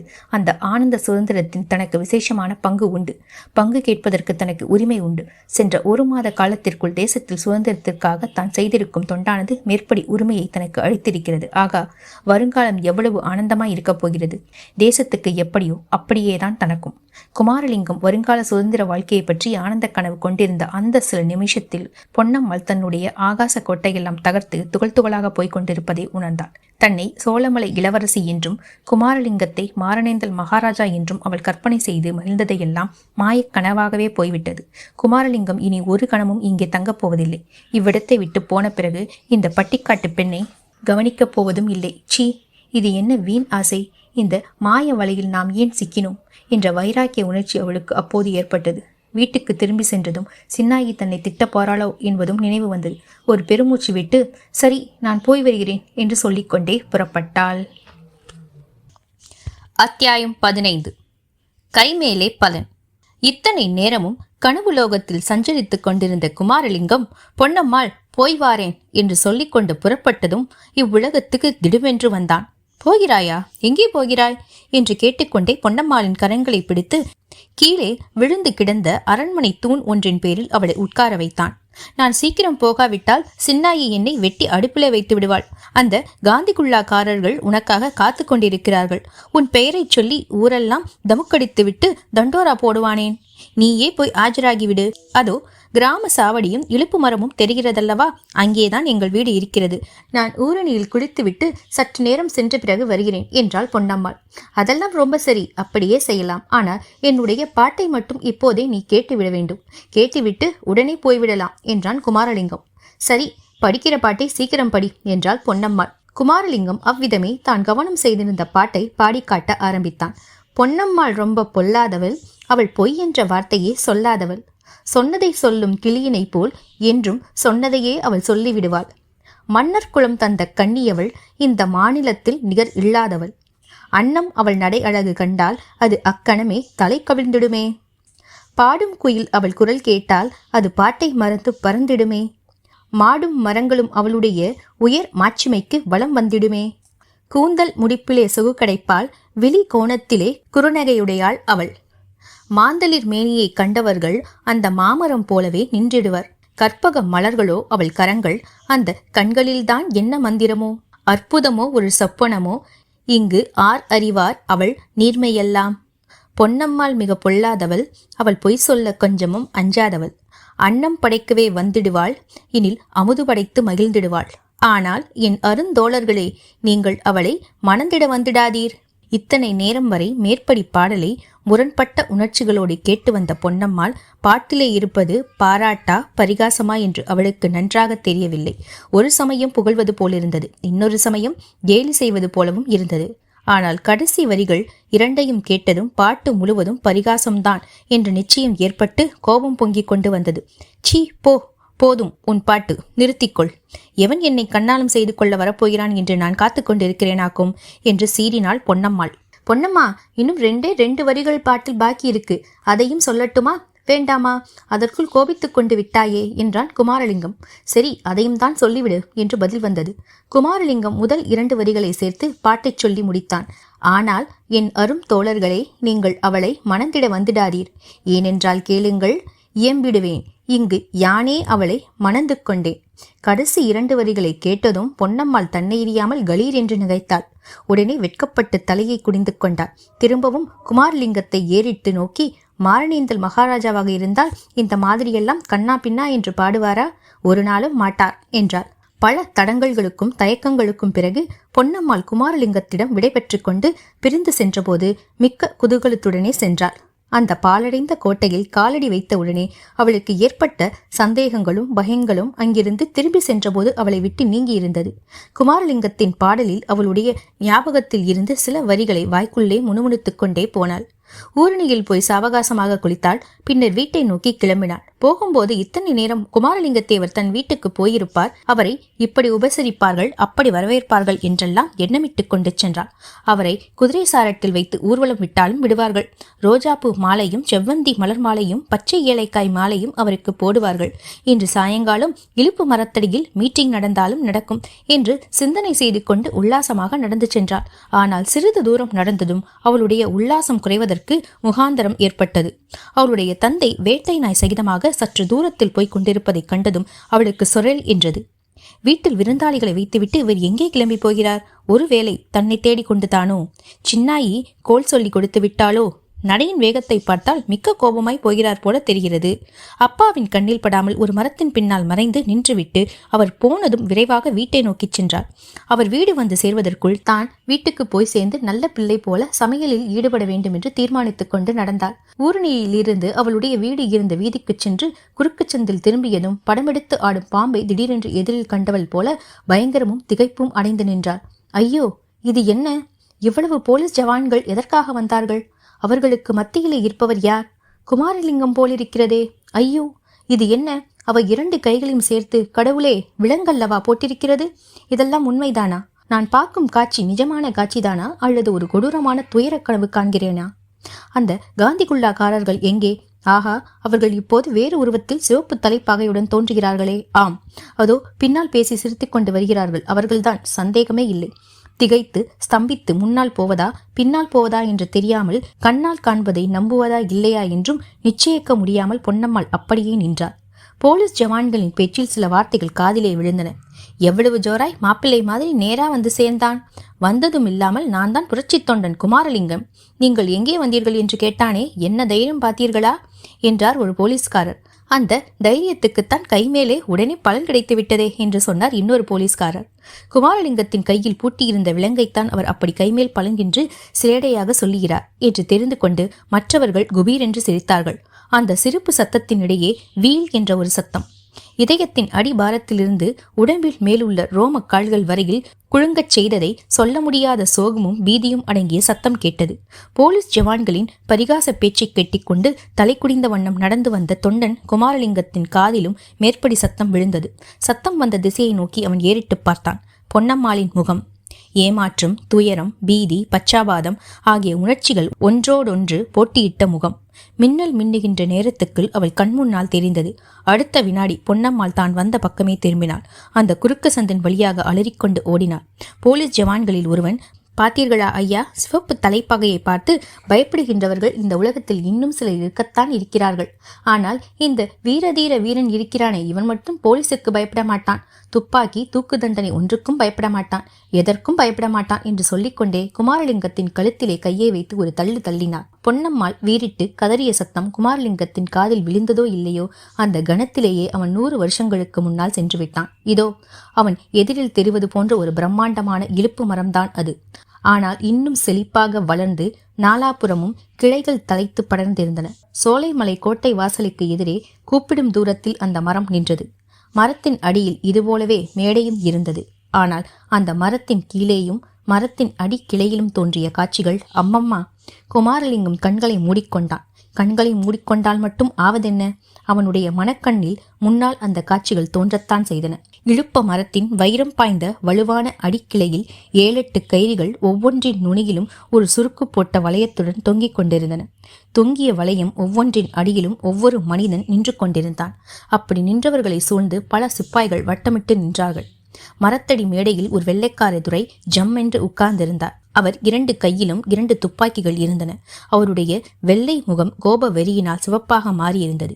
மேடைக்கு அருகில் சோலைமலை மகாராஜா கீழே நின்று துரையிடம் ஏதோ கேட்டுக்கொண்டிருந்தார். ரொம்பவும் மன்றாடி கேட்டுக்கொண்டிருந்தால் போல தோன்றியது. அதெல்லாம் முடியாது, முடியவே முடியாது என்று துரை மிக விரைப்பாக பதில் சொல்வது போலும் தெரிந்தது. மரக்கிளையில் தொங்கிய சுருக்கு கயிறு ஒன்றின் கீழே மாரணேந்தல் உலகநாதர் நின்று கொண்டிருந்தார். துரையிடம் சோலைமலை மகாராஜா ஏதோ கெஞ்சி கேட்டு கொண்டிருந்தது அவருக்கு கொஞ்சமும் பிடிக்கவில்லை. தம்முடைய உயிரை தப்புவிப்பதற்காகத்தான் சோலைமலை மகாராஜா அப்படி மன்றாடுகிறாரோ என்ற சந்தேகம் இவன் மனதில் உதித்திருந்தது. அதை எப்படியாவது தடுத்து நிறுத்த வேண்டுமென்ற ஆவல் அவன் மனதில் பொங்கி எழுந்தது. ஆயினும் 6லும் சாவு 100லும் சாவு என்னும் பழமொழியை 1000 தடவை கேட்டிருந்தாலும் அந்நிய நாட்டான் ஒருவனிடம் போய் எதற்காக உயிர் பிச்சை கேட்க வேண்டும்? அதிலும் வீரமறவர் குலத்தில் பிறந்தவர்களுக்கு அடுக்கக்கூடிய காரியமா அது? சோலைமலை மகாராஜாவை கூப்பிட்டு சொல்லிவிடலாமா என்று உலகநாத தேவர் யோசித்துக் கொண்டிருந்த போதே கோட்டைக்குள்ளே அரண்மனையின் அந்தபுரத்தின் மேன்மாடம் தற்செயலாக அவருடைய கண்ணையும் கருத்தையும் கவர்ந்தது. மேன்மாடம் கவரவில்லை, மேல்மாடத்தில் தோன்றிய ஒரு பெண் உருவம்தான் கவர்ந்தது. வெகு தூரத்தில் இருந்தபடியால் உலகநாத தேவரின் கூரிய கண்களுக்கு கூட அந்த உருவம் யாருடையது என்பது நன்றாக தெரியவில்லை. ஆனால் அவருடைய மனதிற்கு அவர் இளவரசி மாணிக்கவல்லி என்று தெரிந்தது. முதலில் இந்த கோர காட்சியை பார்ப்பதற்கு சோழமலை இளவரசி அந்தபுரத்து மேன்மாடத்துக்கு வர வேண்டுமா என்று உலகநாத தேவர் எண்ணினார். பின்னர் தம்முடைய வாழ்நாளில் கடைசி நேரத்தில் இளவரசியை பார்க்க நேர்ந்த பாக்கியத்தை எண்ணி மகிழ்ந்தார். அடுத்த கணத்தில், ஐயோ, இந்த விவரமெல்லாம் அவளுக்கு தெரியும் போது என்னமாய் மனம் துடித்து போவாளோ என்று எண்ணி வேதனை அடைந்தார். எனினும் சோலைமலை மகாராஜா தம்மிடம் கொண்டிருந்த விரோதத்தை மாற்றிக்கொண்டது இளவரசிக்கு ஓரளவு ஆறுதல் அளிக்குமல்லவா என்ற எண்ணம் தோன்றியது. தாம் சொல்லி அனுப்பிய செய்தியை மாணிக்கவல்லியிடம் சோழமலை மகாராஜா சரியாக சொல்ல வேண்டுமே என்ற கவலை தொடர்ந்து வந்தது. ஐயோ ஐயோ, இதென்ன? மாடி முகப்பின் மேல் நின்ற பெண் உருவம் வீல் என்று அலறும் சத்தத்துடன் கீழே விழுகிறதே! கடவுளே, சோழமலை இளவரசி அல்லவா அந்தபுரத்தின் மேல் மாடியிலிருந்து கீழே விழுந்து விட்டாள். ஐயோ, அவள் உயிர் பிழைப்பாளா? சோழமலை மகாராஜா துரையிடம் மன்றாடுவதை நிறுத்திவிட்டு ஓ என்று அலறிக்கொண்டு கோட்டை வாசலை நோக்கி ஓடினார். மாரணேந்தல் உலகநாத தேவரும் தம்முடைய நிலையை மறந்து கோட்டை வாசலை நோக்கி தாமும் பறந்து ஓடினார். டும் டும் டும் என்ற துப்பாக்கி வேட்டுகள் தீர்ந்தன. போலீஸ் ஜவானால் கழுத்தை பிடித்து தள்ளப்பட்ட தேச தொண்டன் குமாரலிங்கம் தரையிலே விழுந்து முச்சையானான். அத்தியாயம் 16. கயிறு தொங்கிற்று. இரவுக்கும் பகலுக்கும் அதிக வேற்றுமையில்லாமல் இருள் சூழ்ந்திருந்த 8 அடி சதுர அறையில் குமாரலிங்கம் தன்னந்தனியாக அடைக்கப்பட்டிருந்தான். இரவிலே இரும்பு கதவுக்கு கொஞ்ச தூரத்தில் ஒரு கரி அடைந்த ஹரிக்கேன் லாந்தர் மங்கிய சோகமான ஒளியை தயக்கத்துடன் வெளியிட்டுக் கொண்டிருந்தது. பகலில் அவன் அடைப்பட்டிருந்த அறையின் பின்புற சுவரில் 2 ஆள் உயரத்தில் இருந்த சிறு ஜன்னல் துவாரம் வழியாக மங்கிய வெளிச்சம் வரலாமா வரக்கூடாதா என்று தயங்கி தயங்கி எட்டி பார்த்து கொண்டிருந்தது. குமாரலிங்கத்தின் உள்ளத்தின் நிலைமையும் ஏறக்குறைய வெளிப்புற நிலைமையை ஒத்திருந்தது. குழப்ப இருள் சூழ்ந்த எதை பற்றியும் தெளிவாக சிந்திக்க முடியாத நிலையை அவன் மனம் அடைந்திருந்தது. பார்த்தவர்கள் அவனுக்கு சித்தப்பிரமை பிடித்திருக்கிறது என்று சொல்லும்படி தோன்றினான். ஆனாலும் இருள் சூழ்ந்த அவனுடைய உள்ளத்தில் சிற்சில சமயம் அறிவின் ஒளி லேசாக தோன்றி சிந்திக்கும் சக்தியும் ஏற்பட்டது. அத்தகைய சமயங்களில் ஆகா, அவனுடைய மனதில் என்னவெல்லாம் எண்ணங்கள் குமரி அலைமோதி கொண்டு பாய்ந்தன. சோளமலை கிராமத்தில் 7-8 மாதங்களுக்கு முன்னால் காந்திகுல்லா கதர்வேஷம் தரித்த போலீசாரால் கைது செய்யப்பட்டதிலிருந்து அவன் கண்டும் கேட்டும் அனுபவித்து அறிந்த பயங்கர கொடுமைகள் நிறைந்த சம்பவங்கள், அதற்கு முன்னால் சோலைமலை கோட்டையில் கழித்த ஆனந்தமான 10-12 தினங்கள், அதற்கு முந்திய தலவாய் கோட்டையில் ஒரு நாள் நடந்த புரட்சிகரமான காரியங்கள், இன்னும் 100 வருஷத்துக்கு முன்னால் சோழமலை மாரணேந்தல் ராஜ்யங்களில் நேர்ந்த அபூர்வ நிகழ்ச்சிகள் எல்லாம் ஒன்றன் பின் ஒன்றாகவும் சில சமயம் சேர்ந்தாற்போலவும் அவன் மனதில் தோன்றி அல்லோல கொல்லோலமாய் விளைவித்தன. இத்தனைக்கும் மத்தியில் அவன் அறிவு தெளிவடைந்து சிந்தனை செய்து கொண்டிருக்கும் போதும் சரி, தெளிவில்லாத பல எண்ணங்கள் போட்டியிட்டு பாய்ந்து கொண்டிருக்கும் போதும் சரி, சிந்தனா சக்தியை இழந்து பிரம்மை பிடித்து அவன் உட்கார்ந்திருக்கும் போதும் சரி, ஒரே ஒரு விஷயம் மட்டும் அவன் மனதில் இருந்து மறையாமல் எப்போதும் குடிகொண்டிருந்தது. அது அவன் தலைக்கு மேலே வட்ட சுருக்கிட்ட ஒரு கயிறு அவனை தூக்கிலிட்டு கழுத்தை நிறுத்திக் கொள்ளப் போகிறது என்பதுதான். அந்த கயிற்றிலிருந்து தப்ப வேண்டுமானால் அதற்கு ஒரே ஒரு வழிதான் உண்டு. முன்னொரு ஜென்மத்தில்தான் மாரணேந்தன் மகாராஜாவாக பிறந்தபோது எந்த முறையை பின்பற்றி அவன் தூக்கு கயிறிலிருந்து தப்பினானோ அதே முறையை இப்போதும் பின்பற்றியாக வேண்டும். அதாவது சிறைச்சாலையிலிருந்தோ போலீஸ் காவலிடமிருந்தோ தப்பித்து கொண்டு ஓட முயல வேண்டும். தப்பி ஓட முயல்வது உயிர் பிழைக்க வேண்டுமென்ற ஆசையினால் அல்ல, உயிர் பிழைக்கலாம் என்ற நம்பிக்கையினாலும் அல்ல. அப்படி தப்பி ஓட முயலும் போது முன்னொரு ஜென்மத்தில் நடந்தது போலவே சிறை காவலர்களோ போலீஸ்காரர்களோ தன்னை நோக்கி சுடுவார்கள். குண்டு தன் முதுகிலே பாய்ந்து மார்பின் வழியாக வெளியே வரும். அதன் பின்னால் குபுகுபு என்று ரத்தம் பெருகும். அந்த க்ஷணமே அவன் உணர்விழந்து கீழே விழுவான். அப்புறம் மரணம், முடிவில்லாத மறதி, எல்லையற்ற அமைதி. குமாரலிங்கம் அப்போது விரும்பியதெல்லாம் இத்தகைய மரண தண்டனை கிட்ட வேண்டும் என்பதுதான். அவன் மரணத்துக்கு அஞ்சவில்லை, சாகாமல் உயிரோடு இருக்க வேண்டும் என்று ஆசைப்படவும் இல்லை. ஆனால் தூக்கு மரத்தில் கயிற்றிலே தூங்கி பிராணனை விட மட்டும் அவன் விரும்பவில்லை. அந்த எண்ணமே அவனுடைய உடம்பையும் உள்ளத்தையும் சொல்ல முடியாத வேதனைக்கு உள்ளாக்கிற்று. அவன் தூக்கு மரத்தை பார்த்ததில்லை. தூக்கு போடும் காட்சி எப்படி இருக்கும் என்றும் அவனுக்கு தெரியாது. எனவே தூக்கு தண்டனை என்று நினைத்ததும் தாழ்ந்து படர்ந்த மரக்கிளையின் முடிச்சுடன் கூடிய கயிறு தொங்கிய காட்சிதான் அவனுக்கு நினைவில் வந்தது. அத்தகைய மரக்கிளை ஒன்றில் அவனுடைய உடம்பு தூக்கு போட்டு தொங்குவது போலவும், உடம்பிலிருந்து வெளியேறிய தன்னுடைய உயிர் அந்த உடம்பை சுற்றி சுற்றி வருவது போலவும் அடிக்கடி அவனுக்கு பிரமை உண்டாகும். சில சமயம் விழித்திருக்கும் போது, சில சமயம் அரை தூக்கத்திலும் அவனுக்கு இம்மாதிரி அனுபவம் ஏற்படும். அரை தூக்கத்தில் அத்தகைய அனுபவம் ஏற்படும் போது அது முற்றிலும் உண்மை நிகழ்ச்சி போலவே இருக்கும். அப்போது குமாரலிங்கம் கடவுளே என்று வாய்விட்டு கதறுவான். உடனே விழிப்பு உண்டாகும். அவன் உடம்பெல்லாம் சொட்ட வியர்த்துவிட்டு சிறிது நேரம் வரையில் நடுங்கிக் கொண்டே இருக்கும். இந்த மாதிரி பயங்கரம் நிறைந்த வாழ்க்கை இன்னும் எத்தனை நாளைக்கு வாழ வேண்டுமோ என்று எண்ணி எண்ணி அவன் ஏங்கத் தொடங்கினான். இந்திய தேசத்துக்கும் சுயராஜ்யம் கிடைக்கும் என்ற நம்பிக்கையும், தனக்கும் தன்னுடைய சகோதர கைதிகளுக்கும் விடுதலை கிடைக்கும் என்ற ஆசையும் அவனுக்கு இப்போதெல்லாம் சிறிதும் இருக்கவில்லை. விசாரணைக்காக கோர்ட்டுக்கு போகும்போதும் திரும்பி வரும்போதும், மற்றபடி அபூர்வமாக மற்ற சகோதரர்கள் அரசியல் கைதிகளை சந்திக்கும் போதும் சுயராஜ்யம் சீக்கிரம் வரும் என்று யாராவது சொல்ல கேட்டால் அவன் புன்சிரிப்பு கொள்வான். சிறைப்பட்ட நாளிலிருந்து அவன் புன்னகை புரிவதென்பது இந்த ஒரு சந்தர்ப்பத்தில் தான் என்று சொல்லலாம். ஏனெனில் சுயராஜ்யம் என்ற வார்த்தை காதில் விழுந்ததும் அவன் சிறைப்பட்ட புதிதில் அடைந்த அனுபவங்கள் ஞாபகத்துக்கு வரும். தினம் தினம் புதிதாக தொண்டர்களை கைது செய்து கொண்டு வருவார்கள். ஒரு போலீஸ்காரர் இன்னொரு போலீஸ்காரரை பார்த்து, இவன் பெரிய தேசபக்தர், அப்பா இவருக்கு கொடு சுயராஜ்யம் என்பார். உடனே தபதபவென்று சத்தம் கேட்கும். அடிவிழும் சத்தம்தான். அடி என்றால் எத்தனை விதமான அடி! சில தொண்டர்கள் பல்லை கடித்து கொண்டு பொறுத்திருப்பார்கள். வேறு சிலர் அலறுவார்கள். ஒவ்வொரு அடிக்கும் ஒவ்வொரு வந்தே மாதரம் கோஷம் செய்து கொண்டு நினைவு இழக்கும் வரையில் அடிபட்டவர்களும் உண்டு. இடையிடையே சுயராஜ்யம் போதுமா, சுயராஜ்யம் போதுமா என்ற கேள்விகளும் கிளம்பும். இந்த பயங்கர அனுபவங்களை குமாரலிங்கம் சொந்தமாக அனுபவிக்கவில்லை. சோழமலை கிராமத்தில் அவன் கழுத்தை பிடித்து தள்ளியதும் அவன் மூச்சடைத்து விழுந்து விட்டான். போலீசார் அவன் விஷயத்தில் ஜாக்கிரதையாக இருந்தார்கள். அதோடு சப்ஜெயிலில் முதலாக அவனை வந்து பார்த்த அவனுக்கு இருதயம் பலவீனமாக இருக்கிறதென்றும் நாடி துடிப்பு அதிவிரைவாக இருக்கிறதென்றும் சொல்லிவிட்டார். எனவே குமாரலிங்கம் மேற்படி அனுபவங்களிலிருந்து தப்பி பிழைத்தான். ஆனால் மற்றவர்கள் பட்ட அடியெல்லாம் அவன் மனதில் என்றும் மறக்க முடியாதபடி பதிந்திருந்தது. எனவே சுயராஜ்யம் வரப்போகிறது என்ற பேச்சை கேட்டாலே அவனுடைய முகத்தில் அவன் நம்பிக்கையோடு கூடிய துயர புன்னகை தோன்றுவது வழக்கமாயிற்று. மேலும் அப்படி நடவாத காரியம் நடந்து சுயராஜ்யமே வந்துவிட்டால்தான் என்ன? தனக்கும் அதற்கும் என்ன சம்பந்தம்? சுயராஜ்ய இந்தியாவில் தான் இருந்து வாழப்போவதில்லை, அது நிச்சயம். 100 வருஷத்துக்கு முன்னால் மாரணேந்தல் உலகநாத தேவனுக்கு என்ன கதை நேர்ந்ததோ அதுதான் தனக்கு இந்த ஜென்மத்தில் நேரப்போகிறது. அதை பற்றி சந்தேகமே இல்லை. சோழமலை மணியக்காரர் வீட்டு முன்னிலையில் குமாரலிங்கன் கைது செய்யப்பட்டதிலிருந்து அவனுக்கு மானசீக காட்சியின் பரிபூரண நம்பிக்கை ஏற்பட்டுவிட்டது. ஏறக்குறைய எல்லா நிகழ்ச்சியையும் அந்த ஜென்மத்தில் நடந்தது போலவே இப்பொழுதும் நடந்து வருகிறதல்லவா?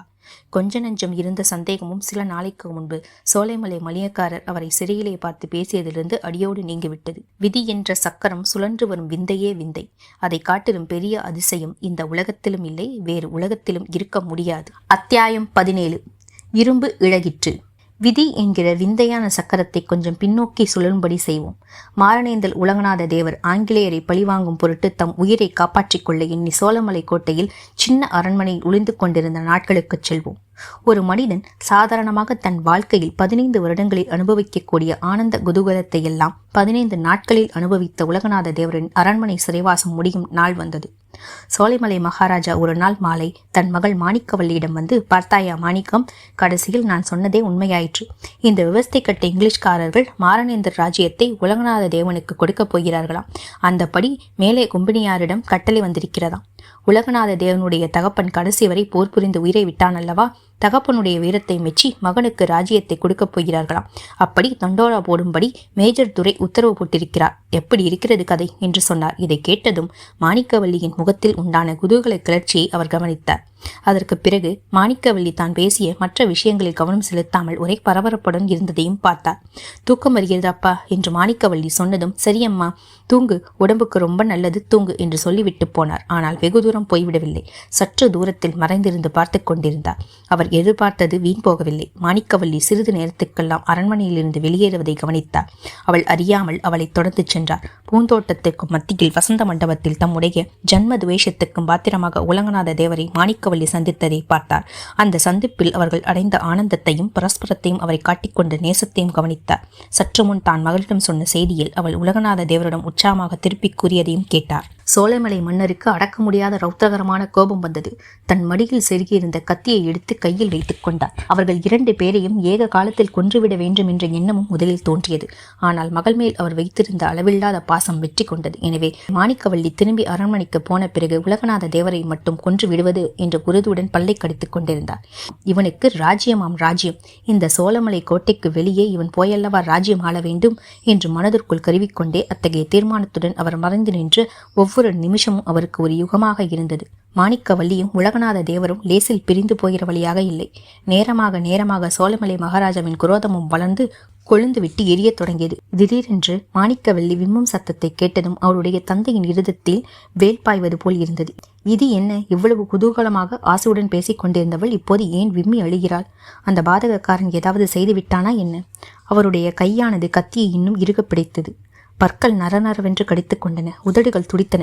மூச்சுக்காற்று திடீரென்று அனலாக வந்தது. ஆனால் அடுத்தாற்போல் உலகநாத தேவர் கூறிய வார்த்தைகளும் அதன் பின் தொடர்ந்த சம்பாஷணைகளும் அவருடைய கோபத்தை தணித்தன. அது மட்டுமல்ல, அவருடைய இரும்பு மனமும் இழகிவிட்டது. என் கண்ணே, இது என்ன இவ்வளவு சந்தோஷமான செய்தியை சொல்லிவிட்டு இப்படி விம்மி அழுகிறாயே, ஏன்? ஏதாவது தெரியாத்தனமாக நான் தவறாக வார்த்தைகளை சொல்லிவிட்டேனா? அப்படியானால் என்னை மன்னித்துவிடு. பிரிந்து செல்லும் போது சந்தோஷமாகவும் முக மலர்ச்சியுடன் விடை கொடு என்று பரிவான குரலில் சொன்னார் மாரணேந்தல் மகாராஜா. ஐயா, தாங்கள் ஒன்றும் தவறாக பேசவில்லை. இந்த பேதையிடம் தாங்கள் மன்னிப்பு கேட்க வேண்டிய அவசியமும் இல்லை. என்னுடைய தலைவிதியை நினைத்துதான் நான் அழுகிறேன். எதனாலோ என் மனதில் ஒரு பயங்கர எண்ணம் நிலை பெற்றிருக்கிறது. தங்களை நான் பார்ப்பது இதுவே கடைசி தடவை என்றும் இனிமேல் பார்க்கப் போவதில்லை என்றும் தோன்றுகிறது. ஏதோ ஒரு பெரும் விபத்து, நான் அறியாத விபத்து எனக்கு வரப்போகிறதென்றும் தோன்றுகிறது என்று கூறிவிட்டு மறுபடியும் இளவரசி விம்மத் தொடங்கினாள். இதை கேட்ட உலகநாத தேவர் உறுதியான குரலில், ஒரு நாளும் இல்லை மாணிக்கவல்லி, உன்னுடைய பயத்துக்கு கொஞ்சம் கூட ஆதாரமே இல்லை. நீ எதனால் இப்படி பயப்படுகிறாய் என்று எனக்கு தெரியும். உன் தகப்பனாரை குறித்துத்தானே? அவருக்கு என் மேல் உள்ள துவேஷத்தினால் உன்னை நான் பார்க்க முடியாமல் போகும் என்றுதானே எண்ணுகிறாய் என்றார். ஆம் ஐயா, அவருடைய மனத்தை நான் மாற்றி விடுவேன் என்று ஜம்பமாக தங்களிடம் கூறினேன். ஆனால் அந்த காரியம் என்னால் முடியவே இல்லை என்னுடைய பிரயத்தனங்கள் எல்லாமே வீணாக போயின.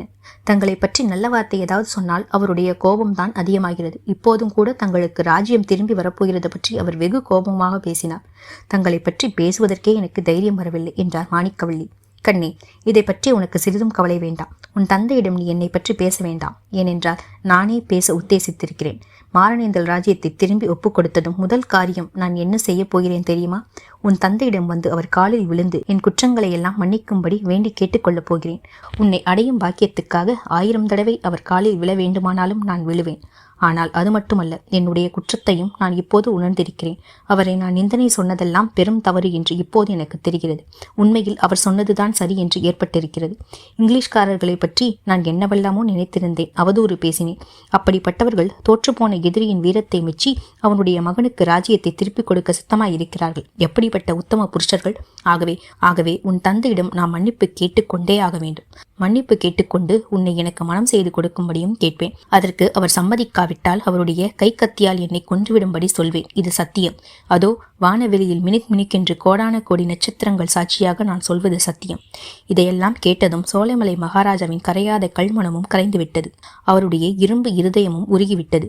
கண்ணிலே கண்ணீரும் துளிர்த்து விட்டது. அதற்கு மேல் அங்கு நிற்கக்கூடாதென்று எண்ணி சத்தம் செய்யாமல் அரண்மனைக்கு திரும்பிச் சென்றார். அன்றிரவெல்லாம் அவர் கொஞ்சம் கூட தூங்கவே இல்லை. சோலைமலை கோட்டையில் இன்னும் 2 ஜீவன்கள் அன்றிரவு கண் இமைக்கவில்லை. அத்தியாயம் 18. உலகம் சுழன்றது. 2 தினங்களுக்கு பிறகு மாரணேந்தல் உலகநாத தேவரை சோலைமலை மகாராஜா சந்தித்த போது அவர் முற்றும் புது மனிதராக இருந்தார். அவர்களுடைய சந்திப்பு பிரிட்டிஷ் படையின் மேஜர் துரையின் முன்னிலையில் துரையின் கூடாரத்தில் நடைபெற்றது. உலகநாத தேவரின் கைகள் மணிக்கயிற்றினால் கட்டப்பட்டு இருந்தன. அவரையும் இன்னும் சில ராஜாங்க துரோகிகளையும் என்ன செய்வது என்பது பற்றி மேலாவில் இருந்து வரவேண்டிய உத்தரவு மேற்படி மேஜர் துரை எதிர்பார்த்து கொண்டிருந்தார். சோலைமலை மகாராஜா மேற்படி மேஜரால் தாம் ஏமாற்றப்பட்டதையும் உலகநாத தேவர் பிடிப்பட்டதற்கு தாமே காரணம் என்பதையும் எண்ணி எண்ணி மனம் புண்ணாகி இருந்தார். எனவே உலகநாத தேவரை கண்டதும் அவருக்கு விம்மலும் கண்ணீரும் பொங்கிக் கொண்டு வந்தன. அந்த வெள்ளைக்காரன் முன்னிலையில் தம்முடைய மன தளர்ச்சியை காட்டக்கூடாது என்று தீர்மானித்து பல்லை கடித்து அடக்கிக் கொண்டார். பேச எழாமல் மகாராஜா தவிப்பதை பார்த்த உலகநாத தேவர், மாமா, தாங்களே இப்படி மனம் தளர்ந்தால் இளவரசிக்கு யார் ஆறுதல் சொல்வார்கள் என்றார். தேவரின் வார்த்தைகள் சோலைமலை அரசின் மௌனத்தை கலைத்தன. ஆறுதல் சொல்லுவதா? மாணிக்கவல்லிக்கு நான் என்ன ஆறுதலை சொல்வேன்? அவள் முகத்தை பார்க்கவே எனக்கு தைரியம் இல்லையே. தம்பி, 1000 வருஷம் தவம் கிடந்தாலும் உன்னை போன்ற ஒரு வீரன் கிடைக்க மாட்டானே. மாரணேந்தல் சோலைமலை வம்சங்கள் 2ஐயும் நீ விளங்க வைத்திருப்பாயே. அப்படிப்பட்டவனை மூடத்தனத்தினால் இந்த பாவி காட்டிக் கொடுத்து விட்டேனே. அந்த வெள்ளைக்கார பாதகன் என்னை ஏமாற்றி விட்டானே. அப்பனே, வெள்ளைக்கார சாதியை பற்றி நான் எண்ணியதெல்லாம் பொய்யாய் போயிற்றே. நீ சொன்னது அவ்வளவும் மெய்யாயிற்றே. எந்த வேளையில் இந்த படுபாவி என் கோட்டை வாசலை தாண்டி உள்ளே வந்தானோ அன்றைக்கே உன்னுடைய குலத்துக்கும் என்னுடைய குலத்துக்கும் சனியன் பிடித்து விட்டது. மேஜர் துரை அந்த பக்கங்களில் பழகி பழகி கொஞ்சம் தமிழ் தெரிந்து கொண்டிருந்தான். எனவே சோலைமலை ராஜாவின் ஆத்திரமான பேச்சை கேட்டு சிரித்தான். அவனுடைய சிரிப்பு சோலைமலை மகாராஜாவுக்கு நெருப்பாக இருந்தது. பாவி, என் அரண்மனை சோற்றை தின்றுவிட்டு எனக்கே துரோகம் செய்தாயே. செய்வதையும் செய்துவிட்டு இப்போது ஹீ ஹீ என்று சிரிக்கிறாயே என்றார் சோலைமலை மன்னர். துரோகமா? என்ன துரோகம்? யாருக்கு துரோகம்? நீர்தானே இந்த ட்ரேட்டரை எப்படியாவது காப்சர் செய்து ஹேங் பண்ணியே ஆகணும் என்று பிடிவாதம் செய்தீர் என்றார் மேஜர் துரை. இதை கேட்டதும் சோலைமலை அரசின் முகம் வெட்கத்தால் சிரித்து கோபத்தால் கருத்தது. அதை கவனித்த மாரணேந்தல் அரசர் அங்கேயே ஏதாவது விபரீதம் நடந்து விடாமல் தடுக்க எண்ணி, மாமா, நடந்தது நடந்துவிட்டது. இனிமேல் அதை பற்றி பேசி என்ன பயன்? இந்த வெள்ளைக்காரன் என்னை விடப்போவதில்லை. கட்டாயம் தூக்கு போட்டு கொன்று விடுவான். அதை பற்றி எனக்கு கொஞ்சமும் கவலை இல்லை. தங்களுடைய நல்ல அபிப்பிராயத்தை நான் பெற்றேனே, அதுவே எனக்கு போதும். மன திருப்தியுடன் சாவேன். தாங்கள் குமாரியிடம் நான் சொன்னதை சொல்லுங்கள். விதியை மாற்ற யாராலும் முடியாது. இளவரசி என்னை மறந்துவிட்டு வேறு நல்ல குலத்தைச் சேர்ந்த ராஜகுமாரனை மணந்து கொள்ளட்டும். இது என்னுடைய விருப்பம், வேண்டுகோள் என்று சொல்லுங்கள் என்றார். அப்போது சோழமலை மன்னர் நடுவில் குறிப்பிட்டு, தம்பி, என்ன வார்த்தை சொல்லுகிறாய்? என் குமாரியை யார் என்று நினைத்தாய்? உன்னை எண்ணிய மனதினால் இன்னொருவனை எண்ணுவாளா? ஒரு நாளும் மாட்டாள். இந்த படுபாவி உன்னை விடாமல் போனால் என் மகளும் பிழைத்திருக்க மாட்டாள். உங்கள் இருவரையும் பறிகொடுத்துவிட்டு நான் ஒருவன் மட்டும் சோலைமலை கோட்டையில் பேய் பிசாசை போல அழிந்து திரிந்து கொண்டிருக்க நேரிடும். ஆனால் ஒன்று சொல்லுகிறேன் கேள். சோழமலை முருகன் அருளால் அப்படியொன்றும் நேராது. நீ தைரியமாக இரு என்றார். ஆகட்டும் மாமா, நான் தைரியமாகவே இருக்கிறேன். தாங்களும் மனதை தளரவிடாமல் இருங்கள். இளவரசிக்கு தைரியம் சொல்லுங்கள் என்றார் மாரணேந்தல் அரசராகிய உலகநாதர் தேவர். மறுநாள் உலகநாத தேவருக்கு சாப்பாடு கொண்டு வந்த ஆள் துரை கவனியாத சமயம் பார்த்து ஒரு ரகசிய செய்தி கூறினான். சோலைமலை மகாராஜா மேஜர் துரையிடம் கூறிய வகையில் மன்றாடி பார்க்க போவதாகவும், அப்படியும் துரை மனம் மாறாவிட்டால் தூக்கு போடும் சமயத்தில் உலகநாத தேவரை விடுவிக்க வேண்டிய வீரர்களை தயார்படுத்தி வைத்திருப்பதாகவும், அந்த சந்தர்ப்பத்தை பயன்படுத்திக் கொள்ள தேவரும் தயாராக இருக்க வேண்டும் என்று தெரிவித்தான். துரையிடம் மன்றாடுவது என்பது மாரணேந்தலுக்கு பிடிக்கவில்லை. ஆனால் இரண்டாவது சொன்ன விஷயம் ரொம்ப பிடித்திருந்தது. எனவே அது முதல் அவர் மிக்க உற்சாகமாக இருந்தார். சுருக்கு கயிறுகள் வரிசையாக தொங்கிய இழுப்பு மரத்தின் கிளைக்கு அடியில் நின்றபோது கூட உலகநாத தேவரின் உற்சாகம் குன்றவில்லை. சோழமலை அரசர் மேஜர் துரையிடம் மன்றாடி கொண்டிருந்தது மட்டும் அவருக்கு எரிச்சலை அளித்தது. எப்போதும் அவர்களுடைய பேச்சு முடியும், எப்போது துரை தூக்கு போட உத்தரவு கொடுப்பான், எப்போது சோலைமலை மகாராஜா மறைவான இடத்தில் தயாராக வைத்திருந்த வீரர்கள் தடதடவென்று ஓடி வருவார்கள் என்று அவன் பரபரப்புடன் எதிர்பார்த்து கொண்டிருந்தார். ஆனால் அவருடைய எண்ணமும் சோலைமலை மகாராஜாவின் முன் ஏற்பாடும் ஒன்றும் நிறைவேறாத வண்ணம் விதி குறுக்கிட்டது. உலகநாத தேவர் சிறைப்பட்ட செய்தியை கேட்டதிலிருந்து சோகத்தில் ஆழ்ந்த படுத்த படுக்கையிலிருந்து எழுந்திருக்காமல் மாணிக்கவல்லி சரியாக அந்த சமயம் பார்த்து அரண்மனை மேல்மச்சில் ஏறி உப்பரிகை முகப்புக்கு வந்தாள். கோட்டை வாசலுக்கு சமீபத்தில் இலுப்ப மரத்தின் அடியில் தொங்கிய சுருக்கு கயிற்றின் கீழே தன் காதலர் நிற்பதை பார்த்தாள். அவ்வளவுதான். ஓ என்று அலறிக்கொண்டு கீழே விழுந்தாள். உலகம் சுழன்றது. தினம் ஒரு தடவை சுழன்று வருஷத்தில் 365 தடவை சுழன்ற இந்த மாதிரி 100 வருஷ காலம் தன்னைத்தானே சுழன்று தீர்த்தது. 100 வருஷத்துக்கு பிறகு பிரிட்டிஷ் ஆட்சி நிலை பெற்றிருந்த இந்தியாவில் இருளடைந்த ஒரு ஜில்லா சிறைச்சாலை அறையில் குமாரலிங்கம் தனியாக அடைக்கப்பட்டிருந்த போது மேற்கூறிய சம்பவங்கள் எல்லாம் அடிக்கடி அவன் நினைவுக்கு வந்தன. நினைவுக்கு வந்ததோடு இல்லை, அந்த அனுபவங்களை எல்லாம் அவன் திரும்ப திரும்ப அனுபவித்துக் கொண்டிருந்தான். 20ஆம் நூற்றாண்டில் கலாசாலையில் ஆங்கில கல்வியும் விஞ்ஞான சாஸ்திரமும் கற்றுத் தேர்ந்த அறிவாளியான அவன் பல முறையும் இதெல்லாம் வீண் பிரம்மை, ஆதாரமற்ற மன பிராந்தி என்று தனக்குத்தானே அறிவுறுத்தி கொண்டு பார்த்தான். ஆயினும் அந்த பிரம்மை நீங்குவதாக இல்லை. குமாரலிங்கம் சிறைப்பட்டு கீழ்கோர்ட்டில் விசாரணை நடந்து கொண்டிருந்த போது வழக்கு நடத்தும் விஷயத்தில் சிறிது சிரத்தையே இல்லாமல் இருந்தான். அவனுக்காக இலவசமாக வந்து வழக்காடிய வக்கீல் அவனுடைய அசிரத்தையை அடிக்கடி கடித்துக் கொண்டார். வழக்கில் நாம் ஜெயிப்பதற்கு வேண்டிய ஆதாரங்கள் நிறைய இருக்கின்றன. ஆனால் நீ இப்படி ஏனோ தானோ என்று இருந்தால் கேஸ் உருப்படாது. தூக்கு மரத்தில் நீ தொங்கியே தீர வேண்டும் என்று சொல்லி கண்டிப்பார். உன் விஷயத்தில் சிரத்தை எடுத்துக் கொள்ளக்கூடிய உற்றார் உறவினர் யாரும் இல்லையா என்று கேட்பார். அவர்களை கொண்டு குமாரலிங்கத்துக்கு ஊக்கமளித்து உற்சாகப்படுத்தலாம் என்றுதான். ஆனால் குமாரலிங்கமோ தனக்கு உற்றார் உறவினர் யாருமே இல்லை என்றும் தன் விஷயத்தில் சிரத்தை உள்ளவர்களே இல்லை என்றும் சாதித்து வந்தான். ஒரு நாள் வக்கீல் வந்து, என்னடா அப்பா உனக்கு ஒருவருமே உறவில்லை என்று சாதித்து விட்டாயே, சோழமலை மணியக்காரர் உனக்கு மாமாவாமே என்றார். இந்த பொய்யை உங்களுக்கு யார் சொன்னது என்று குமாரலிங்கம் ஆத்திரத்துடன் கேட்டான். சாஷாத் சோழமலை மணியக்காரரை தான் சொன்னார். அதோடு இல்லை, உன்னுடைய கேஸை நடத்துவதற்காக எவ்வளவு பணம் வேண்டுமானாலும் செலவழிக்க தயார் என்று சொன்னார். இதை கேட்டதும் குமாரலிங்கத்தின் மனோநிலையை பெரும் மாறுதல் ஏற்பட்டது. அப்போதைக்கு உயிரில் ஆசையும் வாழ்க்கையில் உற்சாகமும் ஏற்பட்டுவிட்டன. பொன்னம்மாளின் நிலைமையை பற்றி மணியக்காரரிடம் விசாரித்து தெரிந்து கொள்ள வேண்டும் என்று ஆசை அளவில்லாமல் உண்டாயிற்று. எனவே வக்கீலிடம், நான் சொன்னது தவறுதான் ஐயா, ஆனால் சோழமலை மணியக்காரனின் விஷயத்தில் இவ்வளவு சிரத்தை கொள்வார் என்று நான் எதிர்பார்க்கவில்லை. தயவு செய்து அடுத்த தடவை தாங்கள் வரும்போது மணியக்காரரையும் அழைத்து வாருங்கள், அவருக்கு நான் நன்றி செலுத்த வேண்டும் என்றான் குமாரலிங்கன். வக்கீலும் அதையே தான் அவனிடமிருந்து விரும்பினார். ஆதலால் உடனே சரி என்று சொல்லிவிட்டு போனார். ஒரு நாள் வக்கீல் தம்முடைய வாக்கை நிறைவேற்றினார். சோழமலை மணியக்காரரை அழைத்து கொண்டு வந்தார். முன்னே பாலடைந்த கோட்டையில் வேட்டை நாய் பின்தொடர் சென்ற மணியக்காரருக்கும் இப்போது குமாரலிங்கத்தை பார்க்க வந்தவருக்கும் வேற்றுமை நிரம்பி இருந்தது. கொலை குற்றவாளிகளுக்கென்று ஏற்பட்ட கடுஞ்சிறையின் இரும்பு கம்பிகளுக்கு பின்னால் குமாரலிங்கத்தை கண்டதும் மணியக்காரரின் கண்களில் கண்ணீர் ததும்பியது. பேச முடியாமல் தொண்டையை அடைத்துக் கொண்டது. அவருடைய நிலையை பார்த்த குமாரலிங்கம் தானே பேச்சை தொடங்கினான். ஐயா, என்னுடைய வழக்கு விஷயத்தில் தாங்கள் ரொம்பவும் சிரத்தை எடுத்துக் கொண்டிருப்பதாக வக்கீல் சார் சொன்னார். அதற்காக மிக்க வந்தனம் என்றார். ஆமாம் தம்பி, என் வீட்டு திண்ணையிலே அல்லவா உன்னை கைது செய்து விட்டார்கள். அதனால் எனக்கு ஏற்பட்ட வருத்தத்தையும் அவமானத்தையும் சொல்ல முடியாது என்றார் மணியக்காரர். அச்சமயம் அங்கே தாங்கள் இருந்தீர்களா? தங்களை நான் பார்க்கவில்லையே என்றான் குமாரலிங்கம். எப்படி பார்த்திருக்க முடியும்? உன்னை நான் தேடிக்கொண்டு அந்த பாழா போன கோட்டைக்கு போனேன். அதற்குள் நீ அவசரப்பட்டு கொண்டு வேறு வழியாக ஊருக்குள் வந்து விட்டாய். எல்லாம் விதியின் கொடுமைதான் என்றார் மணியக்காரர். என்னை தேடிக்கொண்டு போனீர்களா? எதற்காக என்று அடங்காத அதிசயத்தோடும் ஆவலோடும் குமாரலிங்கம் கேட்டான். பிறகு மணியக்காரர் எல்லாம் விவரமாக சொன்னார். தலவாய்ப்பட்டினத்தில் குமாரலிங்கம் பிரசங்கம் செய்த போது மணியக்காரர் தம்முடைய முரட்டு சுபாவம் காரணமாக இரைச்சல் போட்டு பேசி கலகம் உண்டாக்கினார் என்றும், உண்மையில் அவன் மேல் அப்போது அவருக்கு மரியாதையும் அபிமானமும் உண்டாகிவிட்டன. சோழமலைக்கு அவன் வந்த பிறகு தன் மகள் அவனுக்கு சாப்பாடு கொண்டு போய் கொடுத்துவிட்டு வருவது பற்றி சீக்கிரத்திலேயே தெரிந்து கொண்டார். தெரிந்தும் தெரியாதது போல இருந்தார். போலீசார் காந்திகுல்லா வேஷம் தரித்து அவனை பிடிக்க வந்தபோது அவர் ஏமாந்து விடவில்லை. சோழமலை மகாராஜா மேஜர் துரையின் பேச்சை கேட்டு ஏமாந்த பிறகு 100 வருஷம் இந்தியாவில் பிரிட்டிஷ் ஆட்சி நடந்திருக்கிறதல்லவா? பிரிட்டிஷ்காரர்களின் தந்திர மந்திரங்களையும் சூழ்ச்சி திறன்களையும் இந்திய மக்கள் எல்லாருமே தெரிந்து கொண்டார்கள் அல்லவா? அவ்விதமே மணியக்காரரும் தெரிந்து கொண்டார். எனவே அந்த வேஷக்காரர்களின் பேச்சை அவர் நம்புவது போல் பாசாங்க செய்தாரே தவிர உண்மையில் அவர்களை நம்பவில்லை. அந்த வேஷம் தரித்த போலீஸ்காரர்கள் குமாரலிங்கத்தை பிடிப்பதற்கு வந்திருக்கிறார் என்பதையும் யூகித்து தெரிந்து கொண்டார். எனவே அவர்களுக்கு வெகு தடபுடலாக விருந்து கொடுப்பதற்கு வீட்டுக்குள் சத்தம் போட்டு பேசி ஏற்பாடு செய்தார்.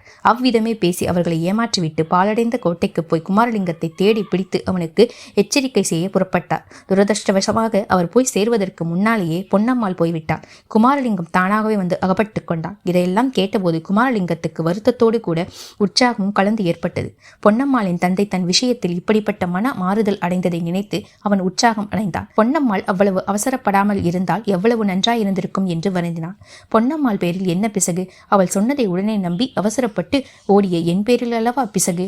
ஒரு கிராம மணியக்காரருக்கு உள்ள புத்தி கூர்மை காலேஜ் படிப்பு படித்த எனக்கு இல்லையே என்று எண்ணி தன்னைத்தானே நொந்து கொண்டான். மணியக்காரர் சொன்னதையெல்லாம் மௌனமாய் கேட்டுக்கொண்டிருந்த பிறகு தான் ஆரம்பத்திலிருந்தே கேட்பதற்கு விரும்பி துடிதுடித்துக் கொண்டிருந்த கேள்வியை அவன் கேட்டான். ஐயா, பொன்னம்மாள் எப்படி இருக்கிறாள்? சௌக்கியமா இருக்கிறாளா என்றான். இது என்ன கேள்வி? என்னமாக சௌக்கியமாயிருப்பாள்? உன்னை போலீஸ் கைது செய்து கொண்டு வந்ததிலிருந்து அவளுக்கு அசௌக்கியம்தான் என்றார் மணியக்காரர். அசௌக்கியம் என்றால் உடம்புக்கு என்ன செய்கிறது? வைத்தியம் ஏதாவது பார்த்தீர்களா என்று குமாரலிங்கம் கவலையோடு கேட்டான். என்ன வைத்தியம் பார்த்து என்ன பிரயோஜனம்? வைத்தியத்தினாலும் மருந்தினாலும் தீருகிற வியாதி இல்லை. மனக்கவலைக்கு மருந்து ஏது? அவளாலே தான் நீ போலீஸில் அகப்பட்டு கொண்டாய் என்ற எண்ணம் பொன்னம்மாள் மனதில் ஏற்பட்டுவிட்டது. அதனால் அவள் மனதில் ஏற்பட்ட கவலை உடம்பையும் படுத்துகிறது. இதை கேட்ட குமாரலிங்கத்தின் நெஞ்சு பிளந்துவிடும் போலிருந்தது. ஐயா, தாங்கள் பொன்னம்மாளுக்கு ஆறுதல் சொல்லக்கூடாதா என்று குமாரலிங்கம் கூறிய வார்த்தைகளில் அளவு கடந்த துயரம் ததும்பியிருந்தது. நான் என்ன ஆறுதல் சொல்ல முடியும்? சொன்னால்தான் என்ன உபயோகம்? நீ வந்து ஆறுதல் சொன்னால்தான் உண்டு. ஆனால் நீ ரொம்ப அசிரத்தையாய் இருக்கிறாய் என்று வக்கீல் ஐயா சொல்கிறார். அசிரத்தை கூடவே கூடாது அப்பனே. உனக்காக இல்லாவிட்டாலும் பொன்னம்மாளுக்காக சிரத்தை எடுத்து கேஸை நடத்த வேண்டும். வக்கீல் ஐயா சொல்கிறபடி செய்து எப்படியாவது விடுதலை அடைய வழியை பார்க்க வேண்டும் என்றார் மணியக்காரர். கதைகளிலே சொல்வது போல அப்போது குமாரலிங்கத்தின் முகத்தில் ஒரு சோக புன்னகை தவழ்ந்தது. மனதிற்குள்ளே அவன் விடுதலை அடைவதா? இந்த உடம்பிலிருந்து உயிர் போகும்போதுதான் எனக்கு விடுதலை. ஆனால் இதை இவர்களிடம் சொல்லி என்ன பயன்? வீணாக வருத்தப்படுவார்கள் என்று எண்ணிக்கொண்டான். ஆகட்டும் ஐயா, முடிந்த வரையில் சிரத்தை எடுத்துக் கொள்கிறேன். ஆனால் பொன்னம்மாளுக்கும் தாங்கள் தைரியம் சொல்லுங்கள். என்னை அடியோடு மறந்துவிடச் சொல்லுங்கள். நல்ல அந்தஸ்துள்ள வாலிபன் யாருக்காவது அவளை சீக்கிரம் கல்யாணம் செய்து கொடுங்கள் என்று பரிவோடு குமாரலிங்கம் சொன்னான். இப்படி சொல்லி முடித்ததும் மாரணேந்தல் உலகநாத தேவர் சோழமலை அரசருக்கு சொன்ன வார்த்தைகளையே தானும் ஏறக்குறைய இப்போது சொன்னதை எண்ணி திடுக்கிட்டான். அதற்கு மணியக்காரர் கூறிய பதில் மேலும் அவனை திடுக்கிடச் செய்தது. சோகமும் பரிகாசமும் கலந்த துணியில் மணியக்காரர் சிரித்துவிட்டு, குமாரலிங்கம், பொன்னம்மாளை யார் என்று நினைத்தாய்? உன்னை எண்ணிய மனதினால் அவள் இன்னொருவனை எண்ணுவாளா என்றார். அத்தியாயம் 19.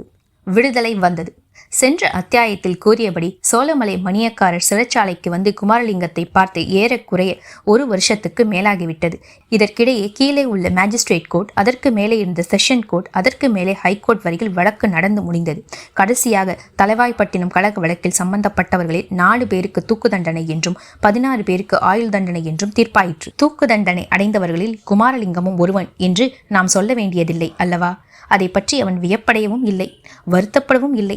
மரண தண்டனை அவன் எதிர்பார்த்த காரியம்தான். மேலும் ஆயுள் முழுவதும் சிறையில் இருப்பது என்பதை நினைத்தபோது அதைவிட தூக்கு தண்டனை எவ்வளவோ மேல் என்று அவனுக்கு தோன்றியது.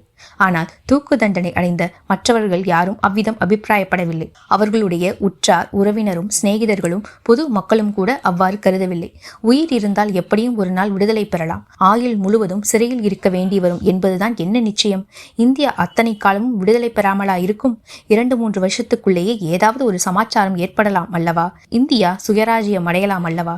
எனவே தூக்கு தண்டனை அடைந்தவர்களின் சார்பாக பிரிவு கவுன்சிலிங் அப்பீல் செய்யப்பட்டது. குமாரலிங்கத்துக்கு இது கட்டோடு பிடிக்கவில்லை. அதனால் ஒரு பயனும் விளையப் போவதில்லை என்று அவன் நம்பினான். மற்றவர்களுடைய கதி எப்படியானாலும் தன்னுடைய தூக்கு தண்டனை உறுதியாக போகிறது என்று அவன் நிச்சயம் கொண்டிருந்தான். ஆயினும் மற்றவர்களின் வற்புறுத்தலுக்காக பிரிவு கவுன்சிலிங் அப்பீலுக்கு அவன் சம்மதம் கொடுத்தான். சம்மதம் கொடுத்துவிட்டு சிறையிலிருந்து தப்பி ஓடுவதற்கு என்ன வழி என்பதை பற்றி சிந்திக்கலானான். அதுவும் உண்மையில் உயிர் தப்பி பிழைப்பதற்காக அல்ல, தூக்கு தண்டனையிலிருந்து தப்பித்து துப்பாக்கி குண்டினால் மரணமடையும் உத்தேசத்துடன் தான். அதுவே தன்னுடைய தலைவிதி என்றும் அந்த விதியை மாற்ற ஒரு நாளும் ஒருவராலும் முடியாது என்றும் அவன் நம்பினான். எனவே தப்பி ஓடும் முயற்சிக்கு தக்க சந்தர்ப்பத்தை எதிர்பார்த்து கொண்டிருந்தான். பகலிலும் இரவிலும் கனவிலும் நனவிலும் அந்த எண்ணமே அவனை முழுக்க முழுக்கொண்டிருந்தது. சிறையிலிருந்து தான் தப்பி ஓடுவது போலும், தன் முதுகில் குண்டு பாய்ந்து மார்பின் வழியாக ரத்தம் குபுகுபு என்று பாய்வது போலும் பல தடவை அவன் கனவு கண்டு வீறிட்டு கொண்டு எழுந்து உட்கார்ந்தான். ஆனபோதிலும் சிறையிலிருந்து தப்பி செல்வது என்பது அவ்வளவு சுலபமாக காரியமில்லை. எத்தனையோ நாவல்களில் கதாநாயகர்கள் சிறையிலிருந்து தப்பி ஓடியதாக தான் படித்திருந்த சம்பவங்களை எல்லாம் அவன் ஒவ்வொன்றாக எண்ணி எண்ணி பார்த்தான். ஆனால் அவை ஒன்றும் அவன் இருந்த நிலைக்கு பொருத்தமாயில்லை. நாளாக ஆக விடுதலை வெறி அவனுக்கு அதிகமாகிக் கொண்டிருந்தது. என்னவெல்லாமோ சாத்தியமில்லாத யோசனைகளும் யுக்திகளும் மனதில் தோன்ற ஆரம்பித்தன. இதற்கிடையில் சிறைச்சாலையில் பெரிய விழிச்சுவர்கள் தாண்டிக்கொண்டு இடையிடையே சின்ன சுவர்களை தாண்டிக்கொண்டு மரண தண்டனை அடைந்த கைதிகள் தனி காம்பவுண்டிங் சுவரையும் தாண்டிக்கொண்டு சில செய்திகள் வர ஆரம்பித்தன. காங்கிரஸ் மாபெரும் தலைவர்களுக்கும் பிரிட்டிஷ் சர்க்காருக்கும் சமரச பேச்சு நடந்து வருவது பற்றிய செய்திதான். கூடிய சீக்கிரத்தில் அரசியல் கைதிகள் எல்லாரும் விடுதலை அடையக்கூடும் என்று வதந்திகளும் வந்தன. இவற்றை எல்லாம் மற்ற அரசியல் கைதிகள் நம்பினார்கள். நம்பியதோடு கூட சிறையிலிருந்து வெளியேறியதும் எந்த தொகுதியில் தேர்தலில் நிற்கலாம் என்பது போன்ற யோசனைகளிலும் பலர் ஈடுபட ஆரம்பித்தார்கள். ஆனால் குமாரலிங்கத்துக்கோ விடுதலை பேச்சுகளில் எல்லாம் அணுவளவும் நம்பிக்கை ஏற்படவில்லை. சிறையிலிருந்து எப்படி தப்பி செல்வது என்னும் ஓர் எண்ணத்தை தவிர வேறு எந்த விதமான எண்ணத்துக்கும் அவன் மனம் இடம் கிடைக்கவில்லை.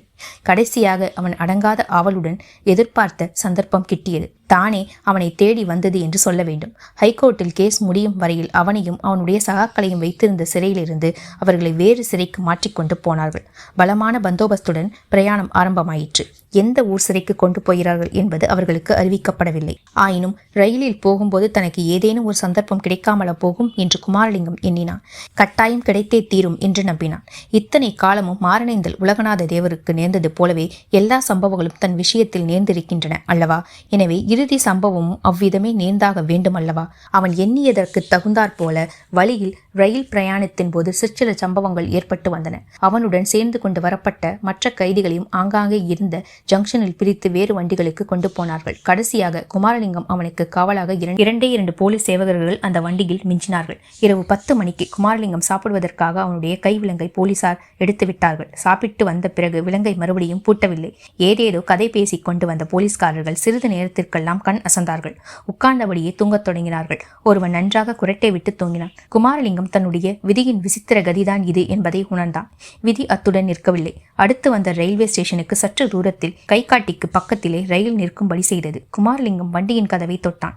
தொட்ட உடனே அக்கதவு திறந்து கொள்ளும் என்ற நிச்சயம் அவனுக்கு இருந்தது. அது திறந்தபோது ஆச்சரியமாகத்தான் இருந்தது. போலீசார் இருவரையும் மறுபடி ஒரு தடவை கவனமாக பார்த்தான். அவர்கள் தூங்கிக் கொண்டிருந்தார்கள். ஒருவன் அரை கண்ணை திறந்து இது என்ன ஸ்டேஷன் அண்ண என்று கேட்டுவிட்டு மறுபடி கண்ணை மூடிக்கொண்டான். அவ்வளவுதான். திறந்த ரயில் கதவு வழியாக குமாரலிங்கம் வெளியே இறங்கினான். ரயில் பாதையின் கிராதியை தாண்டி குதித்தான். இதையெல்லாம் எவ்வளவு சுலபமாக நடந்துவிட்டது என்பதை நம்ப முடியாமல் சிறிது நேரம் திகைத்து போய் நின்றான். ரயில் என்ஜின் வீல் என்று கதறிற்று. உடனே ரயில் நகர்ந்தது. நகர்ந்தபோது சற்று முன்னால் திறந்த வண்டி கதவு மறுபடியும் தானே சாத்திக் கொண்டது. அடுத்த கணத்தில் ஒரு பெரிய தடவுடலை குமாரலிங்கம் எதிர்பார்த்தான். போலீஸ் சேவகர் இருவரும் விழித்தெளிந்து கூச்சல் போடுவார்கள் என்றும் பளிச்சென்று அடித்த நிலா வெளிச்சத்தில் தன்னை பார்ப்பார்கள் என்றும் உடனே அவர்களும் ரயிலிலிருந்து கீழே குதிப்பார்கள் என்றும் எதிர்பார்த்தான். தான் ஒரே ஓட்டமாக ஓட அவர்கள் தம் முதுகை நோக்கி சுடுவார்கள் என்றும் நினைத்தான். துப்பாக்கி குண்டு பாய்ந்த உடனே கொஞ்சமும் வலிக்காது என்றும் குண்டு பாய்ந்ததே தெரியாது என்றும் அவன் கேள்விப்பட்டிருக்கிறான். எனவே கொஞ்ச தூரம் ஓடிய பிறகு தான் சொரணை இழந்து கீழே விழுவதும் ரயிலில் கற்பனை செய்து கொண்டான். ஆனால் அவ்வளவும் கற்பனையோடு நின்றது. நகர்ந்த ரயில் நகர்ந்ததுதான். மூடிய கதவு மூடியதுதான். ஆர்ப்பாட்டம், சத்தம், துப்பாக்கி பிரயோகம் ஒன்றுமே இல்லை. அந்த காலத்தில் சோளமலையில் தனக்காக காத்து கொண்டிருக்கும் பொன்னம்மாளின் நினைவு குமாரலிங்கத்துக்கு வந்தது. இது ஏதோ கடவுளின் செயல். சோளமலை முருகனின் அருள். பொன்னம்மாளை கடைசி முறை பார்ப்பதற்கு கடவுள் தனக்கு ஒரு சந்தர்ப்பம் அளித்திருக்கிறார். அதை உபயோகப்படுத்திக் கொள்ளாவிட்டால் தன்னை விட நிர்மூடன் உலகில் யாருமே இருக்க முடியாது. அவ்வளவுதான். குமாரலிங்கம் நடக்கத் தொடங்கினான். வானத்தின் நட்சத்திரங்களை பார்த்து திசையை தெரிந்து கொண்டு விரைவாக நடக்கத் தொடங்கினான். தன் உள்ளம் கவர்ந்த பொன்னம்மாளை கடைசி முறையாக பார்க்க வேண்டும் என்ற ஆவல் அவனுடைய கால்களுக்கு 1க்கு 3 மடங்கு சக்தியையும் விரைவையும் அளித்தது. அத்தியாயம் 20. கதை முடிந்தது. குமாரலிங்கம் ரயிலிலிருந்து தப்பிய 7ஆம் நாள் சுமார் 250 மைலுக்கு மேல் கால்நடையாக நடந்து சோலைமலை மணியக்காரரின் வீட்டுக்கு வந்து சேர்ந்தார். மணியக்காரர் அவரை பார்த்ததும் முதலில் அடையாளம் கண்டு கொள்ளவே இல்லை. யாரோ ஊர் சுற்றும் பிச்சைக்காரன் என்று நினைத்தார். ஐயா, என்னை அடையாளம் தெரியவில்லையா என்று கேட்டதும் உற்று பார்த்து தெரிந்து கொண்டார். ஐயோ, குமாரலிங்கமா, இது என்ன கோலம்? அழடா, இப்படி உருமாறி போய் விட்டாயே என்று அலறினார். குமாரலிங்கம் அக்கம் பக்கம் பயத்துடன் பார்த்துவிட்டு மெல்லிய குரலில், ஐயா, மெதுவாக பேசுங்கள் ஐயா, என் பெயரை உறக்கச் சொல்லாதீர்கள் என்று சொன்னான். அப்பனே, ஏன் இப்படி பயப்படுகிறார்? ஏன் உன் பெயரை உறக்கச் சொல்லக்கூடாது என்கிறார் என்று கேட்ட மணியக்காரர் மறுகணம் பெரும் திகிலுடன், விடுதலைக்கு பிறகு இன்னும் ஏதாவது செய்து விட்டாயா என்ன என்று பரபரப்புடன் கேட்டார். விடுதலையா? என்ன விடுதலை என்று ஒன்றும் புரியாத திகைப்புடன் குமாரலிங்கம் கேட்டான். என்ன விடுதலையா? உனக்கு தெரியாதா என்ன? பின் எப்படி இங்கே வந்தாய் என்று மணியக்காரர் கேட்டது குமாரலிங்கத்தின் மனக்குழப்பத்தை அதிகமாயிற்று. ஐயா, நீங்கள் என்ன சொல்லுகிறீர்கள் என்றே எனக்கு தெரியவில்லையே. என்னை சென்னை சிறையிலிருந்து கண்ணனூர் சிறைக்கு ரயிலில் கொண்டு போன போது வழியில் தப்பித்து ஓடி வந்தேன். இதை விடுதலை என்று சொல்ல முடியுமா? விடுதலை எப்படி நான் அடைந்திருக்க முடியும்? பிரிவு கவுன்சிலிங் அப்பீல் இன்னும் தாக்கல் கூட ஆகவில்லையே. அப்படி அப்பீல் தாக்கல் ஆன போதிலும் விடுதலை கிடைக்கும் என்ற நம்பிக்கை எனக்கு கிடையாது. எந்த கோர்ட்டில் எவ்வளவு தடவை அப்பீல் செய்தாலும் என்ன பிரயோஜனம்? தலைவிதியை மாற்ற முடியுமா என்றான் குமாரலிங்கம். தலைவிதியாவது ஒன்றாவது, அது அசட்டு பிள்ளை. இப்படி யாராவது செய்வார்களா? சர்க்காருக்கும் காங்கிரசுக்கும் சமரசம் ஏற்பட்டு அரசியல் கைதிகள் எல்லாரையும் விடுதலை செய்து விட்டார்களே. தேசமெல்லாம் ஒரே கொண்டாட்டமாக இருக்கிறது. உனக்கு ஒன்றுமே தெரியாதா? ரயிலிலிருந்து நீ என்றைக்கு தப்பித்துக் கொண்டாய் என்று பரபரப்புடன் பேசினார் மணியக்காரர். குமாரலிங்கத்தின் மனநிலை அச்சமயம் எப்படி இருந்தது என்று அவனாலேயே சொல்ல முடியாது. அதை நாம் எப்படி சொல்ல முடியும்? அதிசயமும் ஆனந்தமும் அவமானமும் அவநம்பிக்கையும் ஒன்றோடொன்று போட்டி போட்டுக்கொண்டு அவன் உள்ளத்தில் கொந்தளித்தன. ஐயா, தாங்கள் சொல்வதெல்லாம் உண்மைதான் அல்லது இந்த துரதிருஷ்டம் பிடித்தவனை தாங்களும் சேர்ந்து பரிகாசம் செய்கிறீர்களா என்று கேட்டான். மணியக்காரர் அவனுடைய கேள்விக்கு தாமே பதில் சொல்வதற்கு பதிலாக பெட்டியில் பத்திரப்படுத்தி வைத்திருந்த பத்திரிகைகளை எடுத்து காட்டினார். அந்த பத்திரிகைகளில் வெளியாகியிருந்த விவரங்கள் மணியக்காரர் சொன்ன விஷயங்கள் எல்லாம் உறுதிப்படுத்தின. அதாவது, காங்கிரசுக்கும் பிரிட்டிஷ் சர்க்காருக்கும் சமரசம் ஏற்பட்டு விட்டதென்றும் அதன் காரணமாக அரசியல் கைதிகள் எல்லாரும் விடுதலை செய்யப்படுவார்கள் என்றும் ஒரு பத்திரிகையில் இருந்தது. மறுநாள் பத்திரிகையில் இன்னின்ன கேஸை சேர்ந்தவர்கள் விடுதலை ஆவார்கள் என்று கொடுக்கப்பட்டிருந்த விவரமான ஜாபிதாவில் தளவாய்ப்பட்டினம் கழக கேஸ் கைதிகள் என்றும் குறிப்பிடப்பட்டிருந்தன. இதை பார்த்துவிட்டு குமாரலிங்கம் சிறிது நேரம் ஸ்தம்பித்து உட்கார்ந்தான். ரயிலிலிருந்து தப்பியது முதல் அவனுடைய கால்நடை பிரயாணத்தின் போது கண்டு கேட்டு அனுபவித்த பல சம்பவங்களுக்கு இப்போதுதான் அவனுக்கு பொருள் விளங்கிற்று.